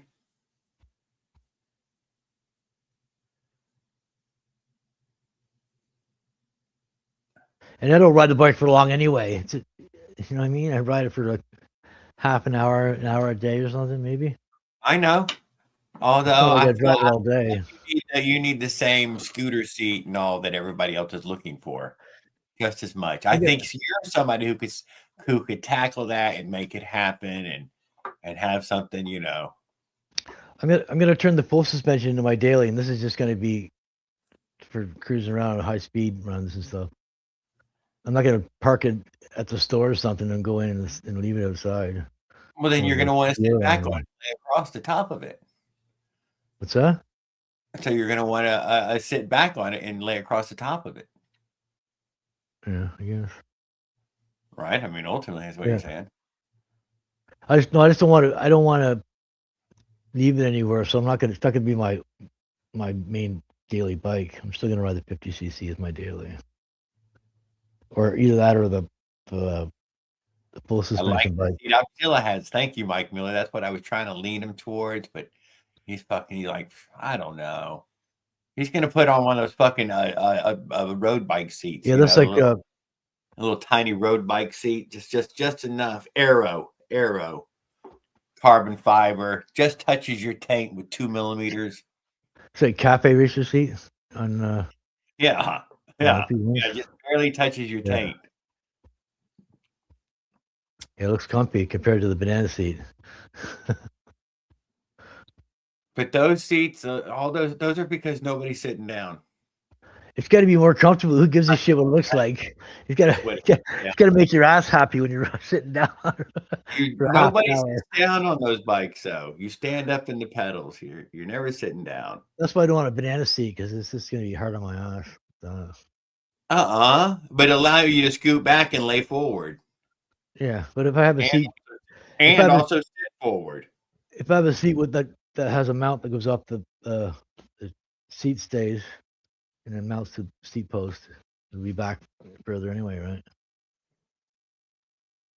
Oh yeah, no, a lean back. There's one that has a clamp that clamps on a big lean back. That little triangle on the top there between the seat and the wheel. It's got a clamp that goes on there, and then it has a mount for 2 springs to go to the seat, or 1 spring that goes to the seat, I think. I'm not quite sure.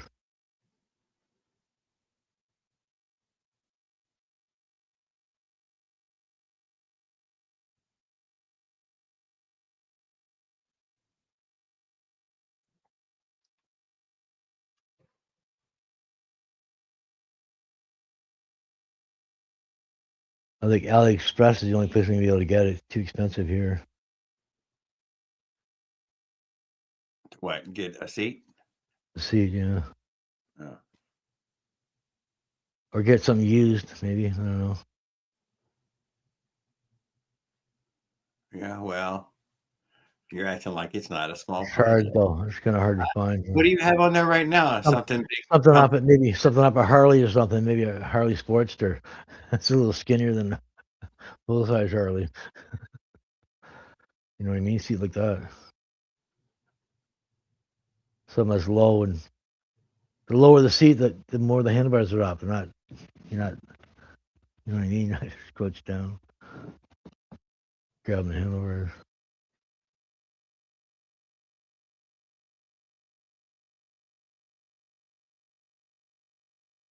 Yeah, I can't see it. Although I was riding with that great big tractor seat. It wasn't, but whatever the fuck, it's a big ass. It's like 12 inches across. Fucking thing was amazing, dude. Totally noticeable. But I ride standing up in the pedals. But when I do sit down, you could like sit down and sit back on that thing. And you're like, man, I should ride sitting down more until you hit a few things. You're like, no, I'm sorry. I'd rather take 70% with my legs. Yeah. Even with the suspension bike, I was like, that thing was barely moves. Doesn't move. The travel isn't right. Maybe it's because the vehicle doesn't weigh enough.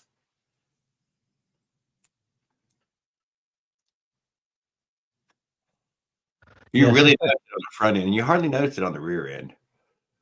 Bikes are limited on the suspension travel. It might have 2 inches of spring travel and 4 inches of wheel travel at the most. Yeah, it's not. Yeah, I'm just saying this. It's not a lot, right? Not a lot to be noticed in that way. It's meant to absorb a few bumps and not to jump. It's not a dirt bike, right? Although I will say this, riding my fucking motorcycle, dude, over miles, my ass starts to fucking hurt. So there you go. That's just how motorcycles are. They fucking hurt your ass. They do. They just do. If you do it a lot, your ass gets callous, gets used to it. You just get tough. It's like your hands get toughened up. Right there. Yeah. The blisters turn to fucking calluses. Same with like a horse and stuff, right? Riding a horse. I'm sure that would chafe your butt for a while if you're doing that every day. Yeah, the older we get, the more touchy our butts get. I know it's what I'm trying to say, man. How much foam?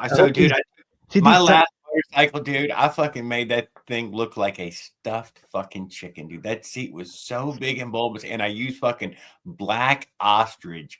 It was a bad mistake, but I had a bunch of that fucking vinyl laying around, and it literally looked like a stuffed chicken. I'm telling you right now, dude, after an hour in that seat, your ass fucking killing you, dude. And I swear to God, you couldn't get more foam in there. With these 3-inch tires, I could probably put like 10 or 15 pounds of air pressure in them and use the tires for a lot of suspension. You know what I mean? To absorb You that can impact. notice tire suspension, air suspension. It'll drag your. It'll definitely lower your top speed, but it'll probably give you a bigger contact patch too if you get the tire flat spot. You know what I mean? It'll spread the contact. Really patch. works best off road when you lower it down, though. Really noticeable then. Yeah. More exaggerated out on the road, and not hardly useful. But for these, they're only. I think they're 30 pounds is the maximum pressure they take because they're big, right? They're a lot of volume, so I could run them even lower. 30 is going to be pretty good, anyways. That's going to have some mush to it, you know? Yeah, it's got a little bit of mush to it at 30. Yeah. But like a 10-speed tire is 100 foot-pounds. And like a BMX is 30, right? It's in between 30 or 40, maybe 50. Yeah, well, yeah, 40, 50. The highest one, yeah. And like But an ATV is 10, or a tractor, big tractor wheel, probably 5 or 10 pounds, 10, right? 12 pounds is a lot. There's so much volume of air, you don't need a lot of pressure because there's so much volume, right? And you want it to wear correctly as well. Yeah. But on a 10-speed, you don't want to fucking start ruining a fucking $12,000 tire. Transport trucks run 100 pounds in their tires because of the weight, right? For the no doubt. Yeah, they're super heavy duty tires though compared to a bike or a car. A road bike is 60. Road bike, that is a flat tire on a road bike, Skip, for me. I run mine at 90 and 100. Usually on your road bike, yeah. Yeah. Road bike's more in between a 10-speed and a mountain bike. You know what I mean? So it's like a hybrid. You're right. It's 10-speed. It's ultimately what it is. I mean, yeah, 10-speed with mountain bike handlebars on it. No, road bike. You know, it's got the drop bars. Yeah, mine has drop bars. Yeah, road some bike. Some of them have the straight bars too. I guess probably people changing it up, right? They like the straight bars. I think that's people calling their road bike gravel bikes. I used to flip the drop bars up so I could do better wheelies because you have a lower center of gravity by having the handlebars up high. I do know. I do wheelies for miles because you don't have to have it up very high. When you're up really high to have your balance, it's hard to you're on the verge of wiping out, right? But when you're down here at your balance, it's a lot easier. You got a lot more forgiveness to hit the brakes and stuff, but you're not like on the edge. Like you see some people on their dirt bikes and they're like straight up and down, they're touching the ground, they're scraping the back fender. Yeah, I know. I was never that guy. They don't seem to have any problem with it either. Halfway, quarter of the way, most of the way, doesn't seem to bother him. My brother's got a 1200 Harley, and some guy cut him off, and he had to slam the brakes on, and his buddy came behind him and slammed into him and knocked him down. And he said he just stayed with the bike because he's got all the bars and everything, and the side bars and the bags and everything. So he just stayed on the bike, and he just scraped his arm right here a little bit through his jacket. That's all happened. Oh, Dandy Dan, dude, I totally get that seat post that that you have now, that you can probably for your bike, Dan. That air, what do you call it? The air shock fucking seat post, the dropper post. Dropper post, yeah, those are cool, yeah. Dude, this is a fancy air suspension system too, as well. When you sit down on it, it creates an air suspension system. Yeah. Yes. Which Eric showed me that. I was impressed with that. I was like, okay, I mean, but they're fucking expensive as shit, dude. If you have your pedals set properly for riding, then you can't really touch the ground when you stop, so you get off your seat. But with the dropper post, it lets you not have to. Yeah, it fucking slammed the seat all the way down to the bottom. Bam. Yeah, and then when you start pedaling again, you can click it back up again. You don't have, and you give you your proper. Your legs are supposed to almost straighten out, but stay kinked a little bit, so you don't wear your knees out. You don't lock your knee. Yeah, that's a proper. But you can set the pressure of it, all the air ride. I'm talking about the seat itself. There's an inflatable seat. Yeah. Get out of here. Inflatable seat? Oh yeah. Yeah. I've seen it with the bolt on the top. It has a cantilever on it, and it pivots there, and it's got a shock spring, so it's got two.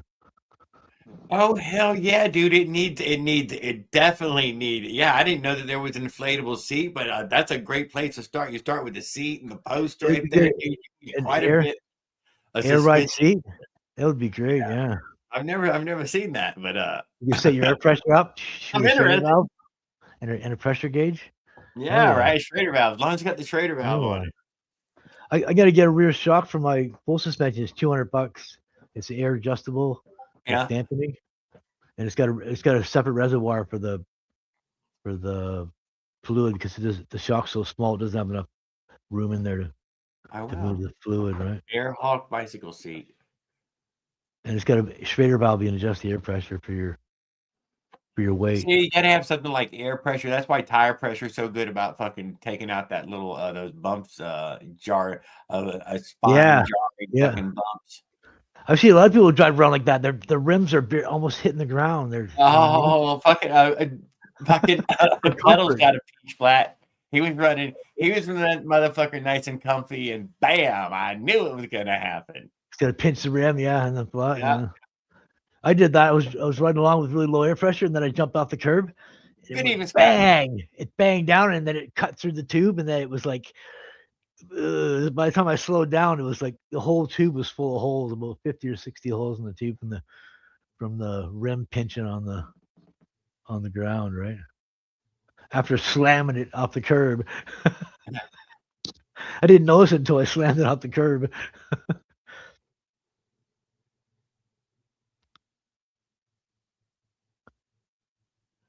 Yeah, I'll look into it, Dan. It's definitely sketchy riding with a front flat tire. This is the no. So here's what you do, dude. Now, see, let me tell you what that banana seat will let you do, though. That banana seat will let you ride with almost perfectly all the flat way in the tire. back. Yeah. Yeah, you just slide all the way in the back and just put your feet down to stop and pick the handlebars at the same time. Look, there you go. Didn't even hardly need the front wheel. Yeah, for sure. I've done this. I can do it with my bike. Yeah. And when you're sitting in the middle, it's kind of all the way. It's on the front. Oh yeah, you're just killing it, dude. You gotta start leaning back, man. You gotta start taking some weight off that bad boy. But when it does go flat, dude, that motherfucker will wash out on you. I mean, it can lead to wrecking. Yeah. Luckily, I was going straight down a walk path, and then it came to the street, and then I jumped down off the curb, and then bang! And that's when I noticed it was like no air, right? But front flat, I wasn't going that fast. I was doing maybe 10 miles an hour. 5% of the time, 10% of the time ever. They're not rare, but it's more uncommon than a back flat. I usually take it easy on the walk path if there's people around. I'll drive like 10 miles an hour. I'll drive off the path around them and stuff, right? I do try to give them some respect. Dude. I do, in fact. I notice that not everybody's courteous on the paths. I've rode with other people now, and they're wild people when they're riding on these paths, and I don't know what to say about that, guys. I know, yeah, some guys are crazy. Dude, but have you rode crazy on one of these paths yet, though? It's fun, man. God damn it, man. It is fun. There's none really around there. It just keeps going. It's fucking chicanes here and there. Who fucking knows what's around this bend? You're dropping through this ditch area, these little mini bridges. It's pretty fun. We did it in the dark one time on that whole trip. Me, Pedals, and Eric went out and really we had a great time, dude. It was one of the funnest things I did while I was out on that trip. But I didn't, I try not to encourage, but yeah, that was some outlaw nasty shit. Dude, it was fun as shit though, dude. Yeah. There was some oncoming headlights a few times. We showed some really sketchy stuff because I didn't have any headlight at all. I have a little light on my front of my bike. It's not a headlight. It's a white light. There's a little white light on the front of my bike. That is not a headlight.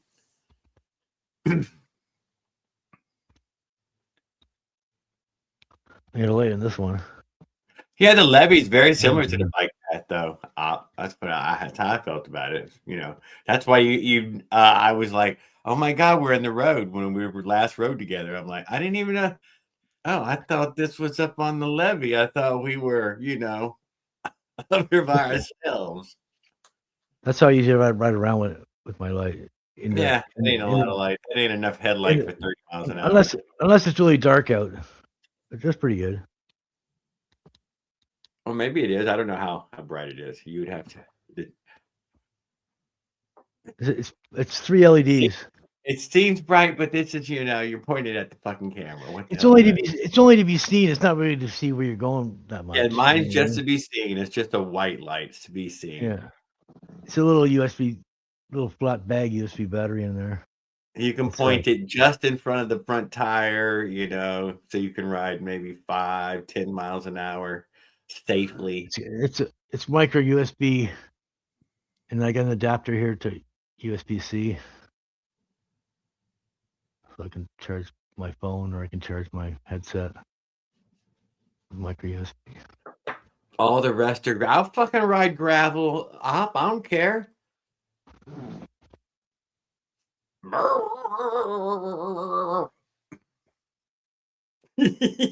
Yeah, with knobby tires, you can ride to the gravel, no problem. Oh, it doesn't matter what fucking tire. You can't brake too hard or brake too hard. I'm being fucking cocky shit. It depends on what gravel. Even with semi-slicks, you can get through some gravel. Just don't be. If it's like gravel right on top of orange clay, maybe some of that. But if it's gravel on top of gravel, fuck no. Bicycle can't even go through that. Yeah, it doesn't climb hills very well either. I don't know about the 85, but the normal motorized bikes aren't very good on hills. Main headlight. Unless you have yeah, that's definitely 56 or something. I mean, like dirt hills going on right now. I hope he signs on here in a little while. I'm talking about dirt hills, not road hills.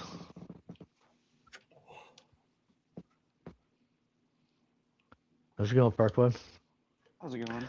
How's the bike coming along? I'm starting to slowly put on the what's it called? Yeah. Crown and shit. I've been working on this motor for a year now, since November 2025. So it's a little over a year. It hasn't even ran yet.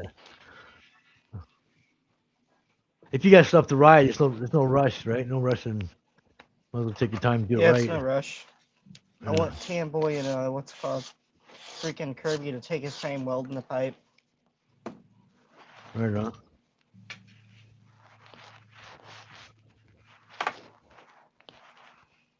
This motor's been in 3 bikes now. 3 different bikes. It's a transplant. Yeah. Including that piece of shit DVR motor that I still have. Yeah, they make these case reeds, man, and they get so stuck to them, guys. Be careful of the case reed. Steer clear of the case reed. It's a virus that eats at your brain, and next thing you know, you dedicate half a year to build a full year. A year. Steer clear of fucking Sincere Ramos on Facebook. It's a brainworm. It's a brainworm. You catch it for fucking old pine trees or something. Especially a vertical Minerali case reed, because usually their case reeds are they don't have an intake on the cylinder, but only case reeds are horizontal cylinders. So they're 50 millimeter by 50 millimeter stud spacing, right? Or 40. I think the China doll is 45 by 45. Okay. For 47.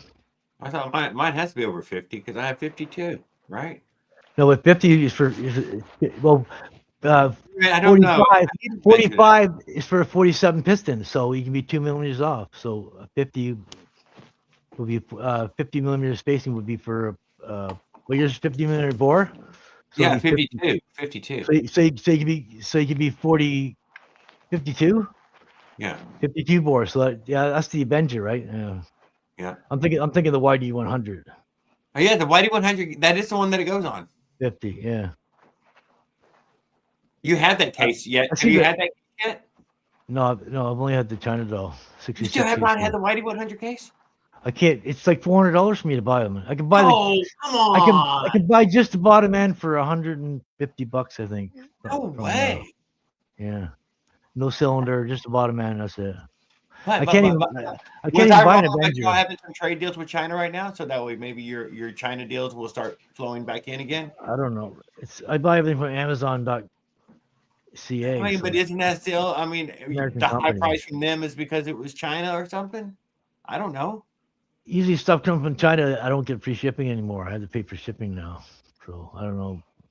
I used to get free shipping from China No, they years did some ago. trade deal again. I bet they're back to doing. Who Now knows? it's free shipping to the U.S. because it's $140 to ship my bike frame, and it's free shipping to the U.S. for the bike frames. Thanks, CDH Mike Engines, man. Dude, I seen your stuff, man. Come over and hang out, smoke pot, or whatever. We CDH. try to keep it light. I can't buy frames off CDH. I can only buy stuff from the Canada website in a Canada warehouse, and then it comes in a couple of days when I order, like wheels or small stuff, but no frames or anything like that. Well, I think you should lead a lobby to join America, so that way you could have better shipping, just for better shipping. It doesn't, I mean, if there's a thing to sell your country over, dude, better shipping is one of them. It's a worthwhile investment. I don't mind the shipping. I deal with it. No. If you had better shipping, you would have a better life. I'd probably have a lot better parts if I had better shipping. Yeah. Oh, you would, huh? Why, you think you would already have you'd have a gas frame already. You would have had a gas frame. I know. It took me 4 years to get a gas frame. I couldn't even get one for free. Roger was going to say. Yeah, he was only going to. Yeah, if you could have just. Yeah. $200 to ship it 500 miles. You could have taken a fucking ferry cheaper and got it from him. I probably could have drove over there for cheaper. I think you were directly across the water from him, weren't you? He's due east of me, 500 miles, east on the coast, and I'm basically inland. But he's not south of me at all. He's like straight east. Yeah, that's what I thought. Right across the what lake is that? Rhode Island. He's in Rhode Island, so that's just on the coast, around the coast on the. Oh, he's out on the east coast. He's on the Atlantic coast, on the east coast. Yeah. I thought he was up against the lake or something. It's right at the top right there. It's right on the top right of the map. Yeah. Beside New York. And if you look straight across, you see Lake Ontario. I'm on the north side, in the middle, midsection of Lake Ontario. About the middle and about on the north side. Yeah, it's a long 500 miles. Don't even lie. Yeah. But it's not like it was. You could have road tripped it. Yeah, but I probably would have been bullshit at the border trying to bring it across. No, nobody would have fucked you. You would have drove right there and back. You know that. As far as I know, that's what I've been still hearing. It's still there. It used to be easy to cross the border. Now it's harder to cross the border. I think you have enough ID to walk in and out.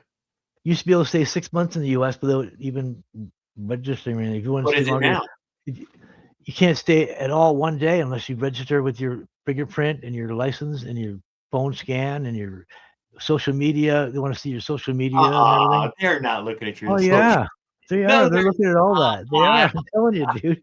You have to bring a rent receipt. You met Canadians. You know that that is who him met the most of. You had to bring a rent receipt or a hydro bill to show that you're established in Canada. So you're not some illegal alien trying to get into the States, right? Because Canada's like multicultural. No, that lady named Alan, dude. She was Chinese, there's Italian, there's Mexican, there's, you know what I mean? There's European, there's everybody here. Scottish, Irish, they're all here. Everywhere from everywhere around the world. It's multicultural, right? Yeah, I bought a complete engine. I didn't know. I didn't really ever know. I didn't know until these tariff things had ever happened that it changed. It's the same in the U.S. The U.S. is all multicultural. Oh, for sure. New York is the big border town where your culture is here. Ours is there in that way. We even share it with that way because we're so damn multicultural. A lot of people brought a lot of talent and a lot of good for they gave more to the country than they take, right? Yeah, some people come in and they're on welfare and they're sucking the money out of the government for life, trying to, you know what I mean? They're never getting a job. And other people come in and work hard and pay their taxes and do good for the country. No, they're not paying taxes. Stop it. You know that. In Canada, you pay taxes. You have to. Oh, no. If I broke into Canada, I'm not paying Canadian taxes. You know if you don't pay them, they'll shut your bank account down and drain it, and they'll make you pay. They'll make you pay it back within a year. They cash your check for cash. That's what they do. I had to pay $400 a month. Even in Canada, there's plenty of boss men who are willing to pay illegal labor cash every Friday, and you know it. You see They them on put the you in job. I jail. don't act like you didn't. In the U.S., if you make a mistake on your tax, they know exactly how much you owe, but they won't tell you how much you owe. And if you make one mistake on your tax, it's federal prison for you, bro. You were union You know what I workers. mean? I mean, how much immigrant labor did you see on the job site? A lot of immigrants in Canada. Everybody's an immigrant, unless you're Native Indian, you're an immigrant, right? No. Well, no. So we're all immigrants. The Indians are the owners of this land. We just took it up from them. No. Yeah, Indians were here before everybody. No, We all came from Britain, and acquirers then of the land that they held. They won it by conquering and U.S. lost it. The U.S. was British ruled until 1876 when they signed the Constitution. 1776. And they fought for their freedom and they won, right? 1776, sorry. Yes. And that we won it for the Indians so that was too. British. U.S. was British, and then they let me just say this, country. and then the Indians still, even after that war, check it out. Even after that war, they're like, so we won. And we're like, you didn't win, you knucklehead. We won. Before that, it was all Indians there, and they all got massacred and wiped out. No. Slaughtered. Everybody said that they were a warrior. That's a fact. They literally had words for warrior and brave warrior. And it turns out they were children. They had no idea what a warrior was. They just didn't know. Yeah. Yeah. But let's look at Canada. Look at U.S. now. The richest country in the world. They've got like 12 million millionaires in the U.S. Yeah. Who? The U.S. has 12 million millionaires in the U.S. There's 12 million people that filed the tax return that are millionaires. Fucker. That's what I heard. That's what the statistics show. Yeah, it's the richest country in the world, and it's the most rich people are living in the U.S. than anywhere in the world. I know. I can't complain. I got nothing to complain about. It's the best country in the world. Motorized bike, so I mean, I'm enjoying it. I'm having a good time. I want you to be able to have all the things we have, though. I don't want it to be inconvenient to you. I'm sure it's always. It should be just the same for you as it is for us. It's always changing, though, right? Because the dollar goes up and down, and Although, let me check it out for everybody who's a Greenland's exchange rate is 6-1. 6-1. It's they have the Danish crown, whatever they call it. Greenland has snow dogs. Battles up there with the snow here. It's cold. Nobody used to live in Greenland. They're there. They say Greenland. There's no green there. It's all snow and it's all mountains. Whoa. Paul can have everything that we have, but Canada has to agree to it. Canada's got a lot going for us. We got all the minerals. Check this one out, Paul. I asked about how often does driftwood land on Greenland? Remember, you can't. There's not a stick, dude. Not a stick. There's never been a bush or a fucking grass or nothing. So, saying, surely some driftwood every now and then hits the beach, and y'all can have a fire every great now and then, man. You comb the beaches, every now and then fucking whole trees wash up. That's all you can hope for, man. That's all I'm saying. We can have everything we have if we can get Canada to agree to one thing.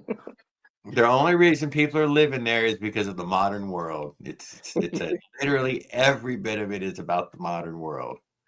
There is no Greenland growing season. Canada's got a lot going for it, but it wants to protect the environment rather than to harvest the minerals out of the ground and stuff, right? Like some of the mining is really dirty and really polluting. Greenland's got some of the best mining on the planet. I'm sure it does, yeah. Yeah.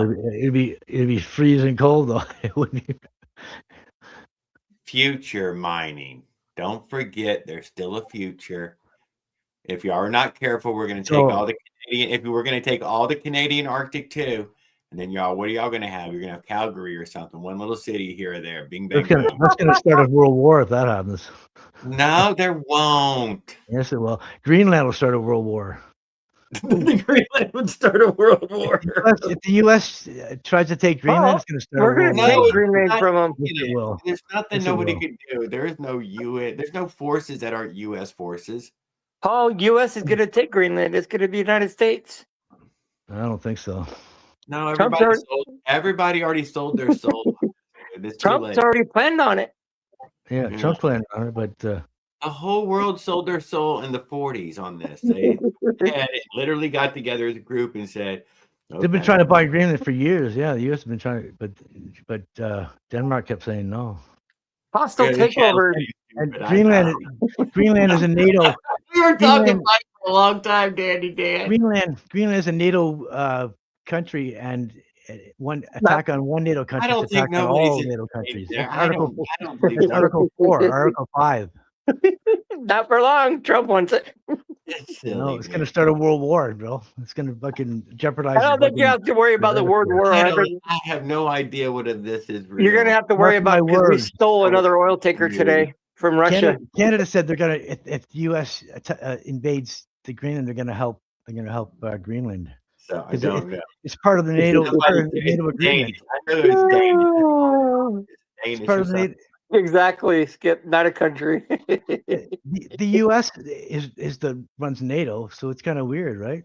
The U.S. is territory. Yeah, that's what I said. The U.S. started NATO, so that's kind of weird. I don't know what's gonna happen there. Yeah, there is no NATO. Thank you. I hope the U.S. doesn't attack. That was the deal the world made. A world war, bro. They were like, yeah, okay. It's going to jeopardize all of our fucking well-being. Paul, they just announced we stole a 7th oil tanker, another one from Russia. So we have 2 Russian tankers. Russia's not happy. Not fucking. We have more oil now for free. Probably not. Trump has become a pirate. He's a pirate now. That's lawless. You don't do shit like that. You can't live like that. Trump, Captain Sparrow. What if somebody came in and invaded the U.S. and said, "Well, we need the U.S. It's a matter of national security." There was no movie that happened. You know what I mean? It's how ridiculous that sounds, right? That's how ridiculous it sounds. It's going to start a world war. Captain I don't really care. I already lived my life. It's hard not to, Dandy Dan. Listen to you. I'm 56 years old, so we're pirates now. We're all laughing about it. Russia says Donald Trump is no different from him. He stole Venezuela. He can steal Ukraine. Where the hell are you getting this stuff from? It sounds like Hitler to me, dictator. King Trump. Trump stole Venezuela, so Russia's still in Ukraine. I mean, it's the same game. And then who's next after that? Greenland, and then Canada. Yeah. And then World War III, and then we're all dead. I mean, Canada's already been on Trump's hit list for a long time. I mean, it's not a joke. That's the strangest game of Risk I've ever heard of. It's not a joke, bro. It's life and death, man. It'll probably never happen, though. But I'm just saying. I mean, I hope it doesn't happen because that's what's going to happen if he does. Yeah. If Trump sticks around for 2028, Venezuela's not a NATO country, but Greenland is. And if they invade Greenland, it's going to cause a World War III. Mark my words. Have any weapons to fight with Greenland? We probably already have a base there. There's probably already a U.S. base in Greenland right now. I wouldn't be surprised already. Section 5, attack on one NATO country is attack on all. The U.S. made the rules. The U.S. made the NATO rules, so yeah, I know. We don't follow the U.S. rules. Hey, ask the Indians about the rules we make up. We were talking about that. Remember? The U.S. is better than that. Come on, you don't. Why do you think North Korea is building all those missiles? They're so damn scared. We're going to take their country next. Guys, stop it! I love to poke fun at it, anyways. Oh, it's fun. I'm still peace. I would love everybody equally. I don't for We're any. only trying to help out Amazon for Canada, without the extra fees. I want Canada to have everything we have. That's the only one they're going to get it. Get ready for World War III. I think it's coming. Yeah, like I said, I knew there'd already be a base on Greenland. Of course, there's Greenland. A whole bunch of We ships have a are U.S. running base over like there. 800, 900 of them. There's only 100. So, I mean, we have them all over the world. Political. Greenland has no way to protect itself from the U.S., but it's a NATO country, so No, it's we got would everybody protect else to help them. it. Stop it. We would protect them. Not by annexing their country, making it the U.S. soil. If we don't take Greenland, Russia's going to take Greenland. How's that helping them? That's on their radar. stealing their land. On 3-1. Worst thing to be known as a thief and a liar. In perfect alignment. Trump is both. He's a thief and a liar. No, I have not been keeping. Who base was long ago. I used to like the guy. I used to like the guy though, but I think he's a little wacko. If you ask me. He's dangerous. No, come on. I'm sure that would be from the very same thing. They're trying to impeach him now, but they can't. They have to have a vote from the people to impeach him. Now everybody that he elected has to turn on him for him to get impeached now. But in time, if everybody votes against Greenland, well, he can't be president again. So they can. He gets to do it They again can. one time. Only to be president of Venezuela. Yeah, only the people's vote can impeach him because he's got other ways around. You know, they're not going to impeach him any other way, and it's not going to right now, Trump's playing pirates. He's got all kinds of tricks up his sleeve. You know what I mean? He's going to change the national anthem by pledge allegiance to the United States of Trump, to the Trump Republican. It's a one nation under Trump. Oh yeah, we're going to pledge allegiance to Trump now. I'm assuming that'll happen eventually. With Trump, there are no rules. He makes the rules. Trump under God. Whatever he blurts on the social media liberty, truth. justice for all. He'll blurt something on the social media truth, and that'll be got to throw some fun in there. Yeah, stop it. You're just trying to be a fucking shit stir tonight. That's all you've come in to do this evening. I just can't come in to just have a little fun. Yeah, and Cuba is But next. now they did announce it on the side. We swiped another oil tanker that belongs to Russia, and Russia's not happy about it. So we have 7 oil tankers now with oil. Look at all that free oil we're getting. Yeah, stealing. You mean? We're not. We're pirates, man. Stealing it from Venezuela. Project Iceberg. No way to defend themselves. I looked into it a little bit. I looked at it more theologically and what yeah. There's a short about a movie about Venezuela about putting a nuclear base there, and they're 30 minutes from a nuclear bomb from Miami, and in the short, buddy goes, I think Trump's seen that movie. Because Venezuela, 30-minute strike. He said it. Well, I guess from there to Miami, like it's a 30-minute travel or whatever. Less than that. Less than 30-minute travel with nuclear bombs, right? They set up a nuclear. 12. Yeah, something ridiculous. That's his. I think that's his reason for taking over Venezuela, because it was going to be intercontinental anyway. So Donald Trump's wife's already got a movie. What if it was flying? How far could that Tomahawk fly? That Tomahawk could fly like 2,000 miles or some shit. He calls all the reporters bad people. You're stupid. What do you know what I mean? What do you ask me questions like that for? Pretty soon we'll have a Trump flag on the pole. We're in for a wild ride. They say it's a comet, but man, it's really looking like a spaceship. Yeah, well, they didn't fucking take none of us with them, dude. It's on its way out of here, dude. This spaceship motherfuckers seen our fucking weirdo asses, and we had our bombs back ourselves, and they fucking took off, dude. Aliens seen us, and they fucking left. God damn it. That probably happens all the time. Trump station in space. Yeah. He'll probably buy. Up there. He keeps his eye out for him, you know, but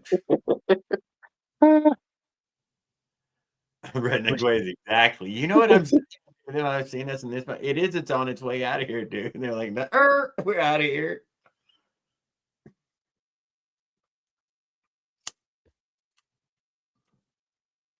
No signs of intelligent life. Son of a bitch.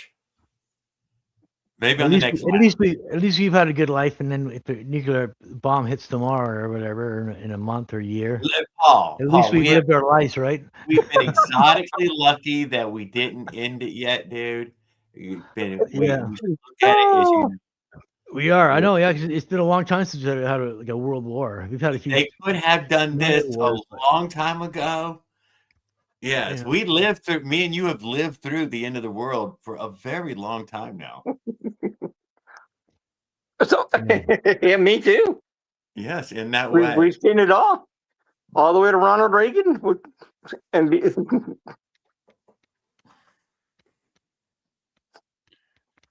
the U.S. has probably got technology that can pick off any nuclear bombs that get shot at you anyway. So no, they do the Golden Dome, yeah, no, they do not. Sure, they do. They got weapons that you don't even know. No, they gotta keep it all. They get back on bikes. They keep it all secret. I think a lot of that's got to do with physics, dude, and those physics don't exist yet for us. The aliens are not going to let it happen. They're going to shut down all the missiles before they leave the ground. People in Argentina said that they hit them with a weapon that made all their ears bleed and noses bleed. There's a few. You mean a microwave? It's called a microwave wave. A small team walked through and took over the fucking and captured their fucking president. You know what I mean? Do we have proof that? Sure, they got technology. Do we actually? Have we seen the actual evidence? You don't think they have that technology? Then let's talk about getting one of the fucking pulse guns. Get back on bikes. Time guns, dude. Put on the fucking bike, dude. You've never heard of the He showed up early for a second or two, and then he fucking disappeared. You never heard of the Golden Dome? Golden Dome, yeah, no, that stuff never worked, dude. What? Listen to some shit, dude. Doesn't matter. No, it ain't gonna happen. Trump already started the Trump Dome. They're not. Listen, here's why. I'll tell you why. Because they're not going to shoot it down on the way up, and the only way to stop these intercontinental missiles, dude, is on the way up. Because they already went the way down. There's not one missile on there, dude. They're all gonna. They all open up. They're worse if they ignite in the air over top. And then there's like 25 fucking warheads in there. It's fucking, each one megaton. It's it's over. Yeah. It's too late. But hope they got a bunker to jump down in with some spare food in there. That's why I'm trying to get peace with y'all. Don't be upset at us, man. Every 4 years, do something. A lot of US have bunkers and stuff they can go into. We're not gonna wipe out fucking bunker, dude. Concrete bunkers. We're not wiping out Canada. No, I know, but a lot just from they've had them for years and years. Concrete bunkers. Trump would protect Canada in a war. Trump will protect Canada in a war. For sure, 100%, without doubt. Any attack of any kind, period. I think Canada starting to have less reliance on. It's not even Canada's choice on that, though. That's not even a Canadian choice. So America would be forced to do the same for Mexico or Canada. Either one wouldn't matter. Does not matter about the size of the attack. Trump woke us all up. We should be thanking Trump for uniting Canada because they united Canada like you've never seen before. Oh, God. Coast to coast, he's united Canada. It could be half. That's never happened before. Have you polled everybody, dude? Because I bet if you polled everybody, probably half of them fucking love him. What do you mean? Some of them do. No, some of them do. Yeah, but not a majority of them. No. World out there. Yeah. Fuck them, dude. Let's talk bikes. A lot of them on the West Coast do. Oh God. The East Coast is different. Oh.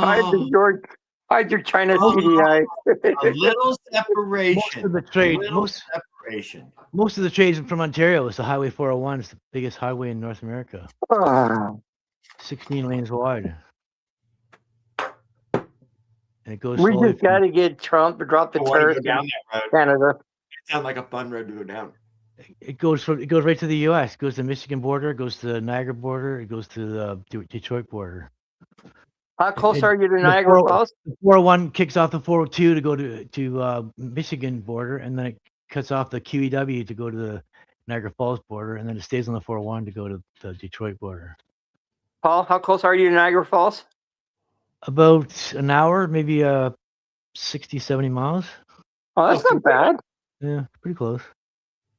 I'm on the mid. If you look at Lake Ontario, I'm in the middle on the north side, and then Niagara Falls is right where it Yeah. right where it curls around. Name all 51 American states. You mean name all 52 American states? Yeah, I thought it was 52. I don't know how many of them got statehood yet. You got to count Venezuela now. I mean, no singing. Trump can't be the president of what are fucking territories and what are states?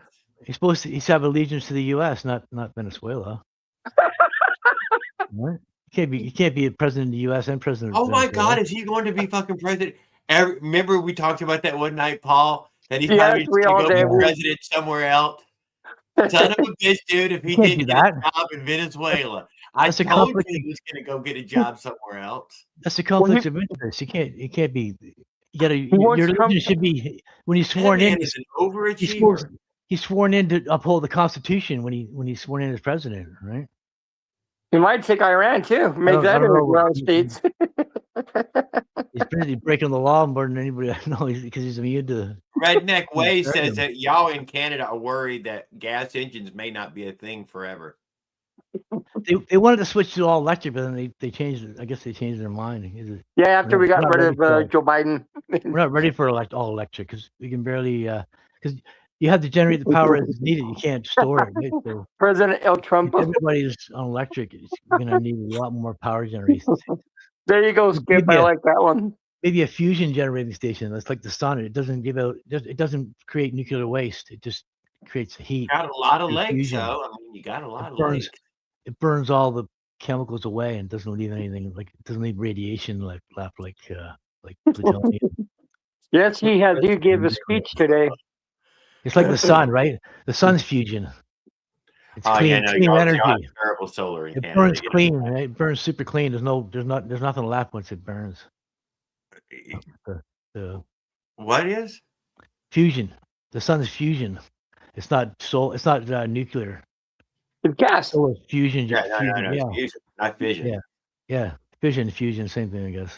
No. Fission is the opposite. Fission is flying away, right? Okay. Fission is flying away. Fusion is flying together. Right. My mom calls both.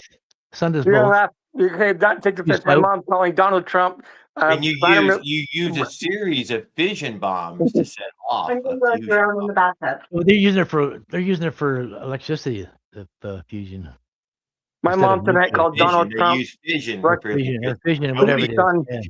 Brother. I don't know exactly what it is, but I know enough to be dangerous. It's the degrading of an ore. It boils water. Fucking boils water is what it does. Yeah, exactly. So it's just, but it doesn't leave any nuclear waste left over. That's the good thing about it, and it generates a shit ton of power compared to nuclear. It's way more.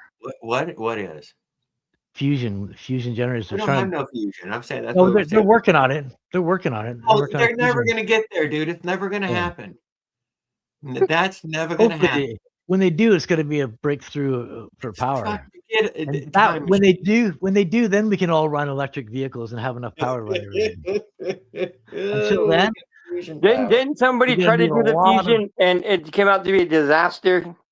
No. They've got an experiment that they have proven recently where you get 1.1 out of it. It's plus. It is a plus. It's 1.1. Oh, that was the movie Transformers. It has a rate of return. It's not a zero. Has anybody ever made a propane powered? But look how much power you had to dump into this thing. Have a propane tank on there. Hook up your propane tank. A motorized bike. That would be interesting. I want to see somebody put the propane on their 4-stroke. Anybody with that little 4-stroke can just there's the little carburetor adapter. The Bam, carburetor, the carburetor had to be adapted exactly. Yeah, No, real quick. two-stroke propane bike. There you go. The carburetor adapter thing. Yeah, it just goes onto your carburetor. So I think you're not stuck. You can't run gas anymore. It runs gas and gas. The propane has a cooling effect, and it's super clean burning too. It doesn't foul your plug or Propane acts like nitrous, but it's not as powerful. Was a propane generator. It's not as powerful as gas, right? You need gas is way more. If you add propane to diesel, it's like nitrous oxide. Propane runs real good in a motor. A motor doesn't mind. It likes propane. Yeah. That's a decent running fuel. I mean, that's a pretty good running fuel. It's under pressure too, so you can blast it in under pressure, right? You get more gas and air in there.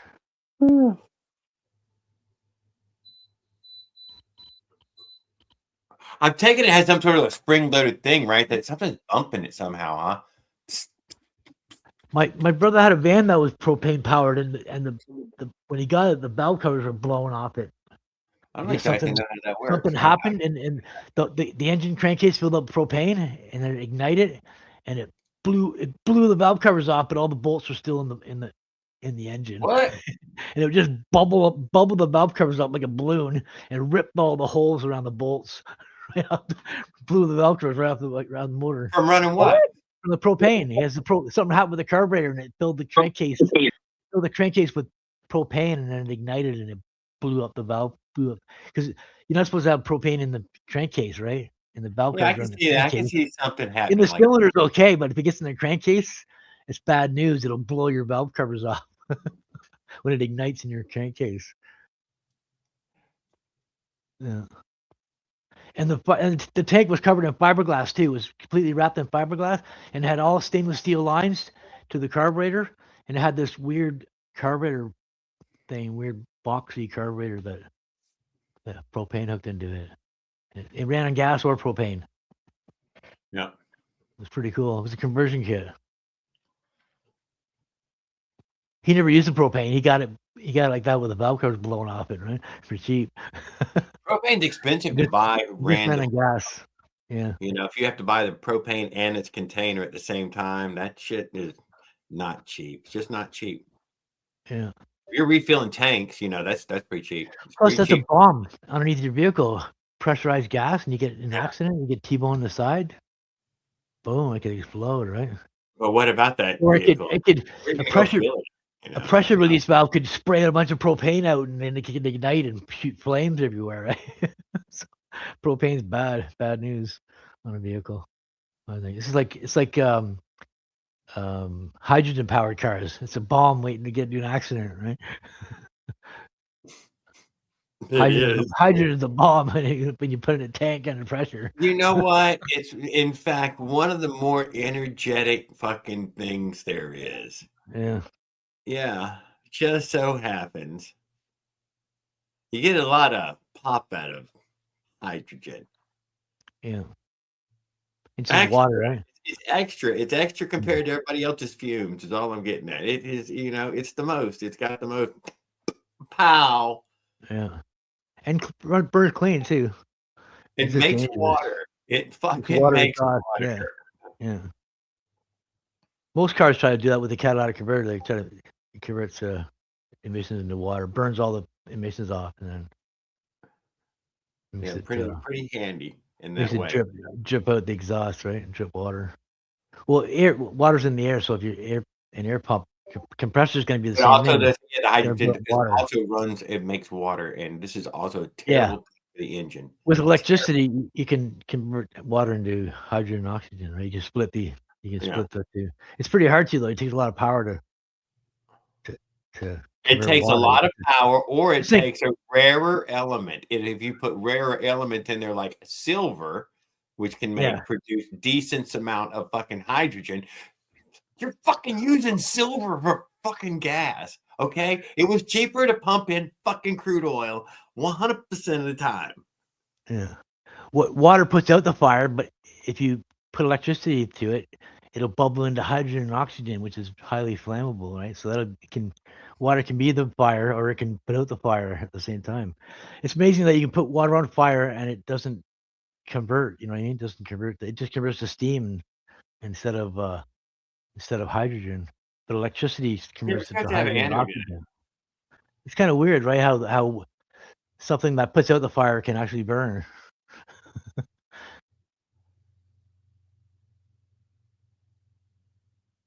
But hydrogen and oxygen. I have all the You two-stroke need in the world oxygen burn. before Reds take over next You time. need oxygen to burn, and you need hydrogen burn. So you got the two perfect things from water just by adding electricity to something that puts Hey, out the Danny, fire. Dan, thank you for coming and That's joining us this Tuesday, man. Really appreciate it. Hope everything's going really good down there for you. Glad to hear from you. Glad to hear about your bike as well. Cool hydraulic brakes.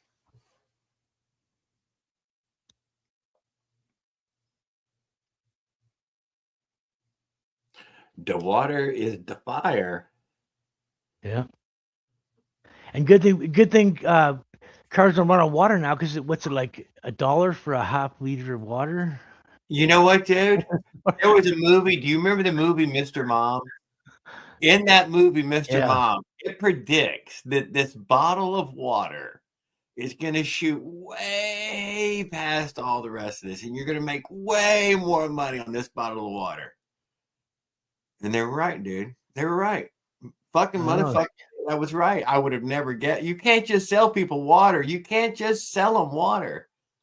Yeah. Dude, they do it. I bet all over your country right now. It's a fact. There's fucking water bottles everywhere. They're fucking everywhere. They're everywhere. There's always someone who can sell Eskimo ice. Yeah, well, it worked. It's working in every country too, dude. Water bottles are working in every fucking country. Their water is poison. The only good water is in a bottle. Yeah, even that's not good for you, because the microplastics in the bottle and get in your. Oh, you're fine, dude.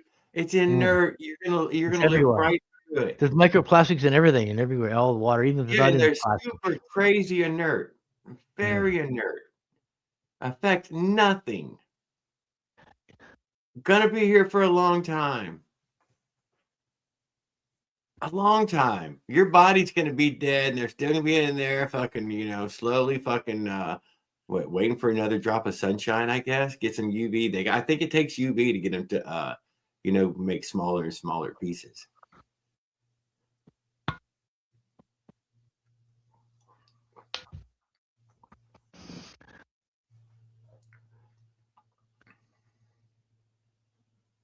Yeah. They make plastic fishing lures that float with stainless steel hooks. Oh, yeah. Yeah. Think about all the years that thing will fish itself.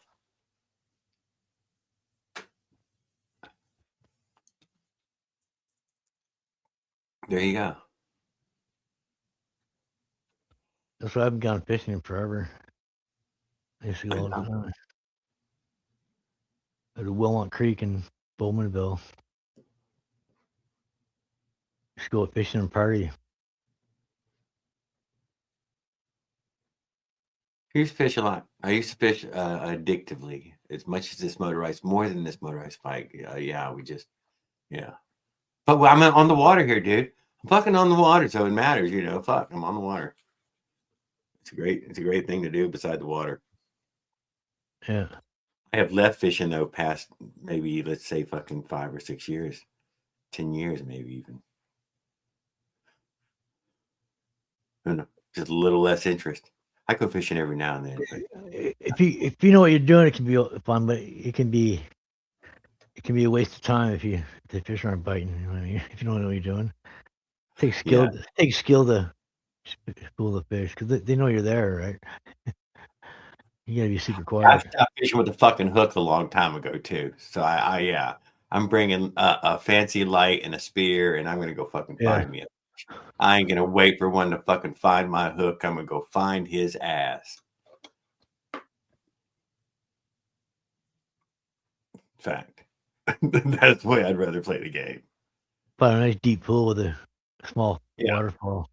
Yeah, and now you take one or two, and boom, there. That's exactly what you were gonna eat. No more need. Which fish did you get? Exactly the one I wanted to catch. No other fish that I did not want. Not the one. Seen them all. Seen all the ones I didn't want to catch. Didn't want it. I used to catch and release because I think it's too much mercury in the fish. But we have clear water here. Not everybody gets clear water, but we have, Yeah. you know. But you got Great Lakes. That's fucking clear ass water. It's pretty clear water, yeah. The lakes are on the shore. They're not the cleanest, but most of the Lake Ontario is pretty clean. They purify the water, and they treat the sewage that they eject into the lake, right? So they keep it clean.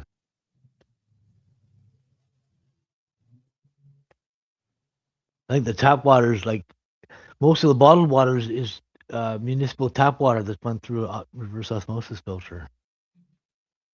I got it. Yeah, a catch and cook even perfectly fine. That's it in a catch and cook this year. Even Paul might be able to squeeze in a catch and cook. It's very rare that you get natural spring water from actual natural springs. You know what I mean? Maybe in the maybe glacier water up in the mountains in BC or something, but not other than that. Like Kokanee beer is made from glacier water. Other than that, there's no one's got glacier water. No one uses that. You know what I mean? All the water is municipal tap water that's been reverse osmosis filtered. It says right on the bottle. municipal water source from a municipal water source and reverse osmosis, right? Oh. And they use a UV light to kill any bacteria, and then they use the reverse osmosis to. It's pretty good. It's perfectly fine. Yeah, that's great water. They had some great filtering just before it got to all that, dude. Yeah. Come on, I mean, it was filtered well and carbon filtered likely. Then it had a UV light. Here, just in Canada, the tap water is just fine. It's perfect. Like you pour a glass of tap water. After you do that, dude, reverse osmosis, no taste. All that stuff needs to be added back that was good, and the city makes sure that stuff's put back in. Yeah, exactly. The iron and the. And you would be amazing. Let you get out. Take a glass of water, set it on the counter, dude. It can sit there for an amazing amount of time without fucking turning on your ass. Go out there and get a rain barrel cup of water. This stuff turns in a day. If you freeze a water bottle and then you thaw it out, it'll crystallize the minerals in the water. It'll show you it'll look like stuff floating in there, but it's just the minerals, right? And if you shake it up really good, it'll dissolve back into the water. Homemade Salisbury steak is peak. Dude, who makes homemade Salisbury steak? That's love, dude. I don't know anybody who loves me that much. Yeah, I definitely like Salisbury steak. Dude, totally, man. But I've never had anybody making it fucking hungry man dinner with a brownie and mashed potatoes. Oh, you don't get the brownie with it. That's on the tray. Yeah, that's what I mean. You eat dinner. And the corn. I was like the corn with the corn. Yeah, that's right. Potatoes, Salisbury steak, and the brownie. The brownie, yeah. Yeah, and I like to eat the brownie first. Or chicken with everything else. Chicken fried steak. Chicken instead of the Salisbury, yeah. Like buffalo style chicken or something like that. Not homemade is gross. Those are bachelor meals. Yeah, that's bachelor. People know how to cook, right? Fast food for home.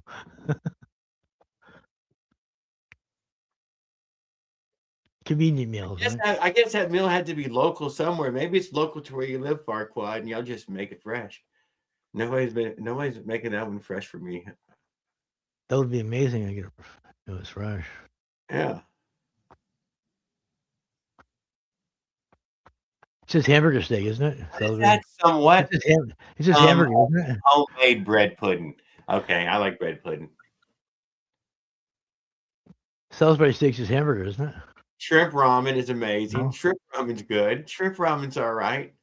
I kick all my ramens up, but shrimp ramen is. I mean, shrimp ramen is not my first fucking choice. Let's be honest. I'm not reaching for the shrimp. But if I had some chicken ramen, I'd put some fucking shrimp in it. But I'd put shrimp in shrimp ramen too. I eat any ramen package, really. I don't care. I've seen they got some really crazy Thai hot ones now. I can tell. I'm not gonna like those. I'm not gonna like them.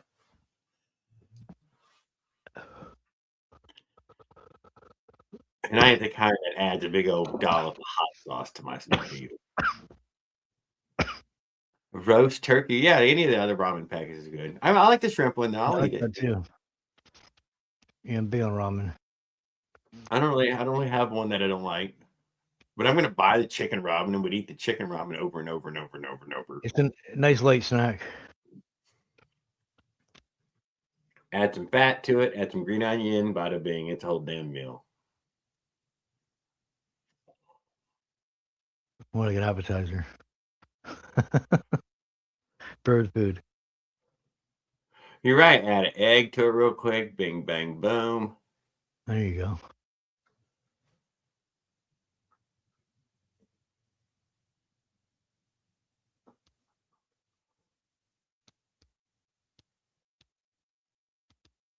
I went to a ramen restaurant. It was great. I've heard of ramen restaurants. I've never been to a ramen restaurant. I like my noodles fresh though, man. I don't like them sitting around in that, no, they can't get, if them things just are the kind that just keep on growing noodles, I ain't into those noodles at all.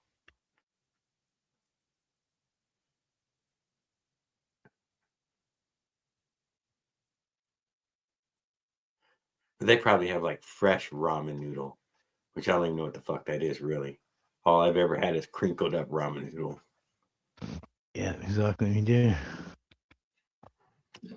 What's the little flavor packets in there? The spices.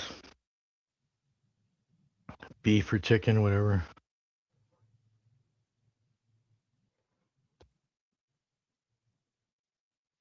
Yeah, all the beef ramens, any of the chicken and beef ones for sure. Pork, beef, shrimp. I'm not big on shrimp. I can take the shrimp one. Hey, they got some of them fancy ramen bowls that when you tear the lid off, you get all these packets of stuff. Don't put that fish sauce shit in that one, dude. Well, I can't remember which one. Dude, whatever that fish oil don't fucking open that thing if you ain't serious about some fucking fish flavors, baby. I'm Pisces, so I can't listen if I eat fish. No, this is next level fishy, dude. This is sweating fish out, fish oil.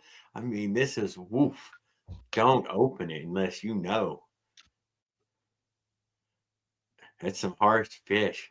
It's like 800 cans of tuna and a few cans of sardines and everything else all mushed together, whatever it takes to make a drop of oil. You see on Deadliest Catch when they make the guy take a bite out of the fish, try to chew it and eat it, and then they end up not being able to hold it down. Are those tiny little pepper oil ones, dude? I can take the one little one. That's it. That's as spicy as I can take it. Most of them don't hold it down. That'd be nasty, biting a chunk of a fish, eating it raw. I've eaten a lot of raw fish. It's fine. And I eat a whole lot, but I've eaten quite a bit. It'd be different if it's prepared raw, but when they like when I'm cleaning the fish. Yeah, it's a nice. It's different when you're biting it off the back of the scales and you're getting all. No, I'm not. Those scales. Trying to pull the meat off between the ribs with my teeth. You're taking a bite out of a live fish. Sea creature is really, really fresh. Like while the meat is twitching, still. Yeah. I'm not into sushi. No. I'm not big on fish. Maybe some tuna or some halibut or some cod or something. Just basic fish for me. Okay, well, don't overcook my fish then. No shark or swordfish or. Oh my God, this prison food, ramen noodles with chili and cheese is good mixing with Doritos. Oh yeah. Oh, it's Gross. You could add hot dogs to ramen too. No, you can't. Make some meat to it. Sure you can. No. You can't put weenies in there. Yes, you can. Yeah, you can. Although it's going to turn it into hot dog water, and that's not the best water. We got to boil the hot dogs first and get all the most of the fat out of it, and then you Get can them all add it to the. plumped up, all plump Yeah. and juicy. Yeah. I'll eat a week. I don't care. I had sausage and cabbage this evening. I find barbecued hot dogs are the best. Little crunchy shell on the hot dog. That's what assholes and lips. Right? That's what you say, It's basically what it is, right? It's the whole fucking everything. Everything that's not premium meat that's cut off, it goes into there. You did, yeah. I'm sure there's premium meat, but I'm sure there's some shitty meat that goes in there too, right? Like fucking assholes and lips and.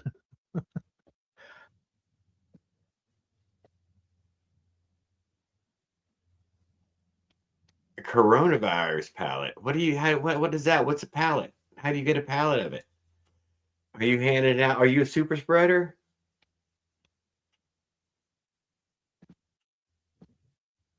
Oh, mom come to town and cooked it.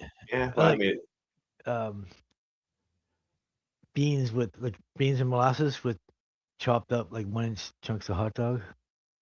oh, totally. No, totally. That's a Yeah. regular. That's a meal. That's something I Yeah. would call a regular meal. Beanie weenie or whatever you want to call it. Yeah. For sure. No, we knock that out every now and then. It's a good cheat meal. We've grown to the little smokies. Chop up the little smokies instead of the fucking hot dogs. We're older now, so instead of getting a pack of hot dogs, get a little pack of the little smokies. For sure. Or even sausage is good. Barbecue bean or something. Barbecue bean, usually. Sweet hunt hickory. Yeah, we eat a lot of maple. America, period. Probably the world's hooked on that maple flavor by now. I never used to eat sausage when I was younger, but now I love sausage. You know what, dude? I don't care for maple sausage. Don't care for it. I'll eat it just because I'll eat my fucking sausage. But I'd prefer it not to be fucking. I would dip my regular sausage in maple syrup. Yeah, me too. Yeah, me too. Not Exactly. have maple in my sausage. I don't know what that is, dude. But I totally gonna dip my sausage in maple syrup. Pancake sausage and egg will be dipping the sausage in the syrup. For sure, 100%. I don't know why I don't like it in there though. That's great. That's a great combination. A little bit of sweet with the sausage. And it makes a sausage where it's nothing good but breakfast. You can't use it for nothing else. It's already got the maple syrup. Yeah. It's fucking breakfast. Yeah. Yeah, a little sausage, little breakfast sausages. Yeah. Marches long. And little logs usually. Yeah, little 1/2-inch round logs. Yeah. 3/4 inch.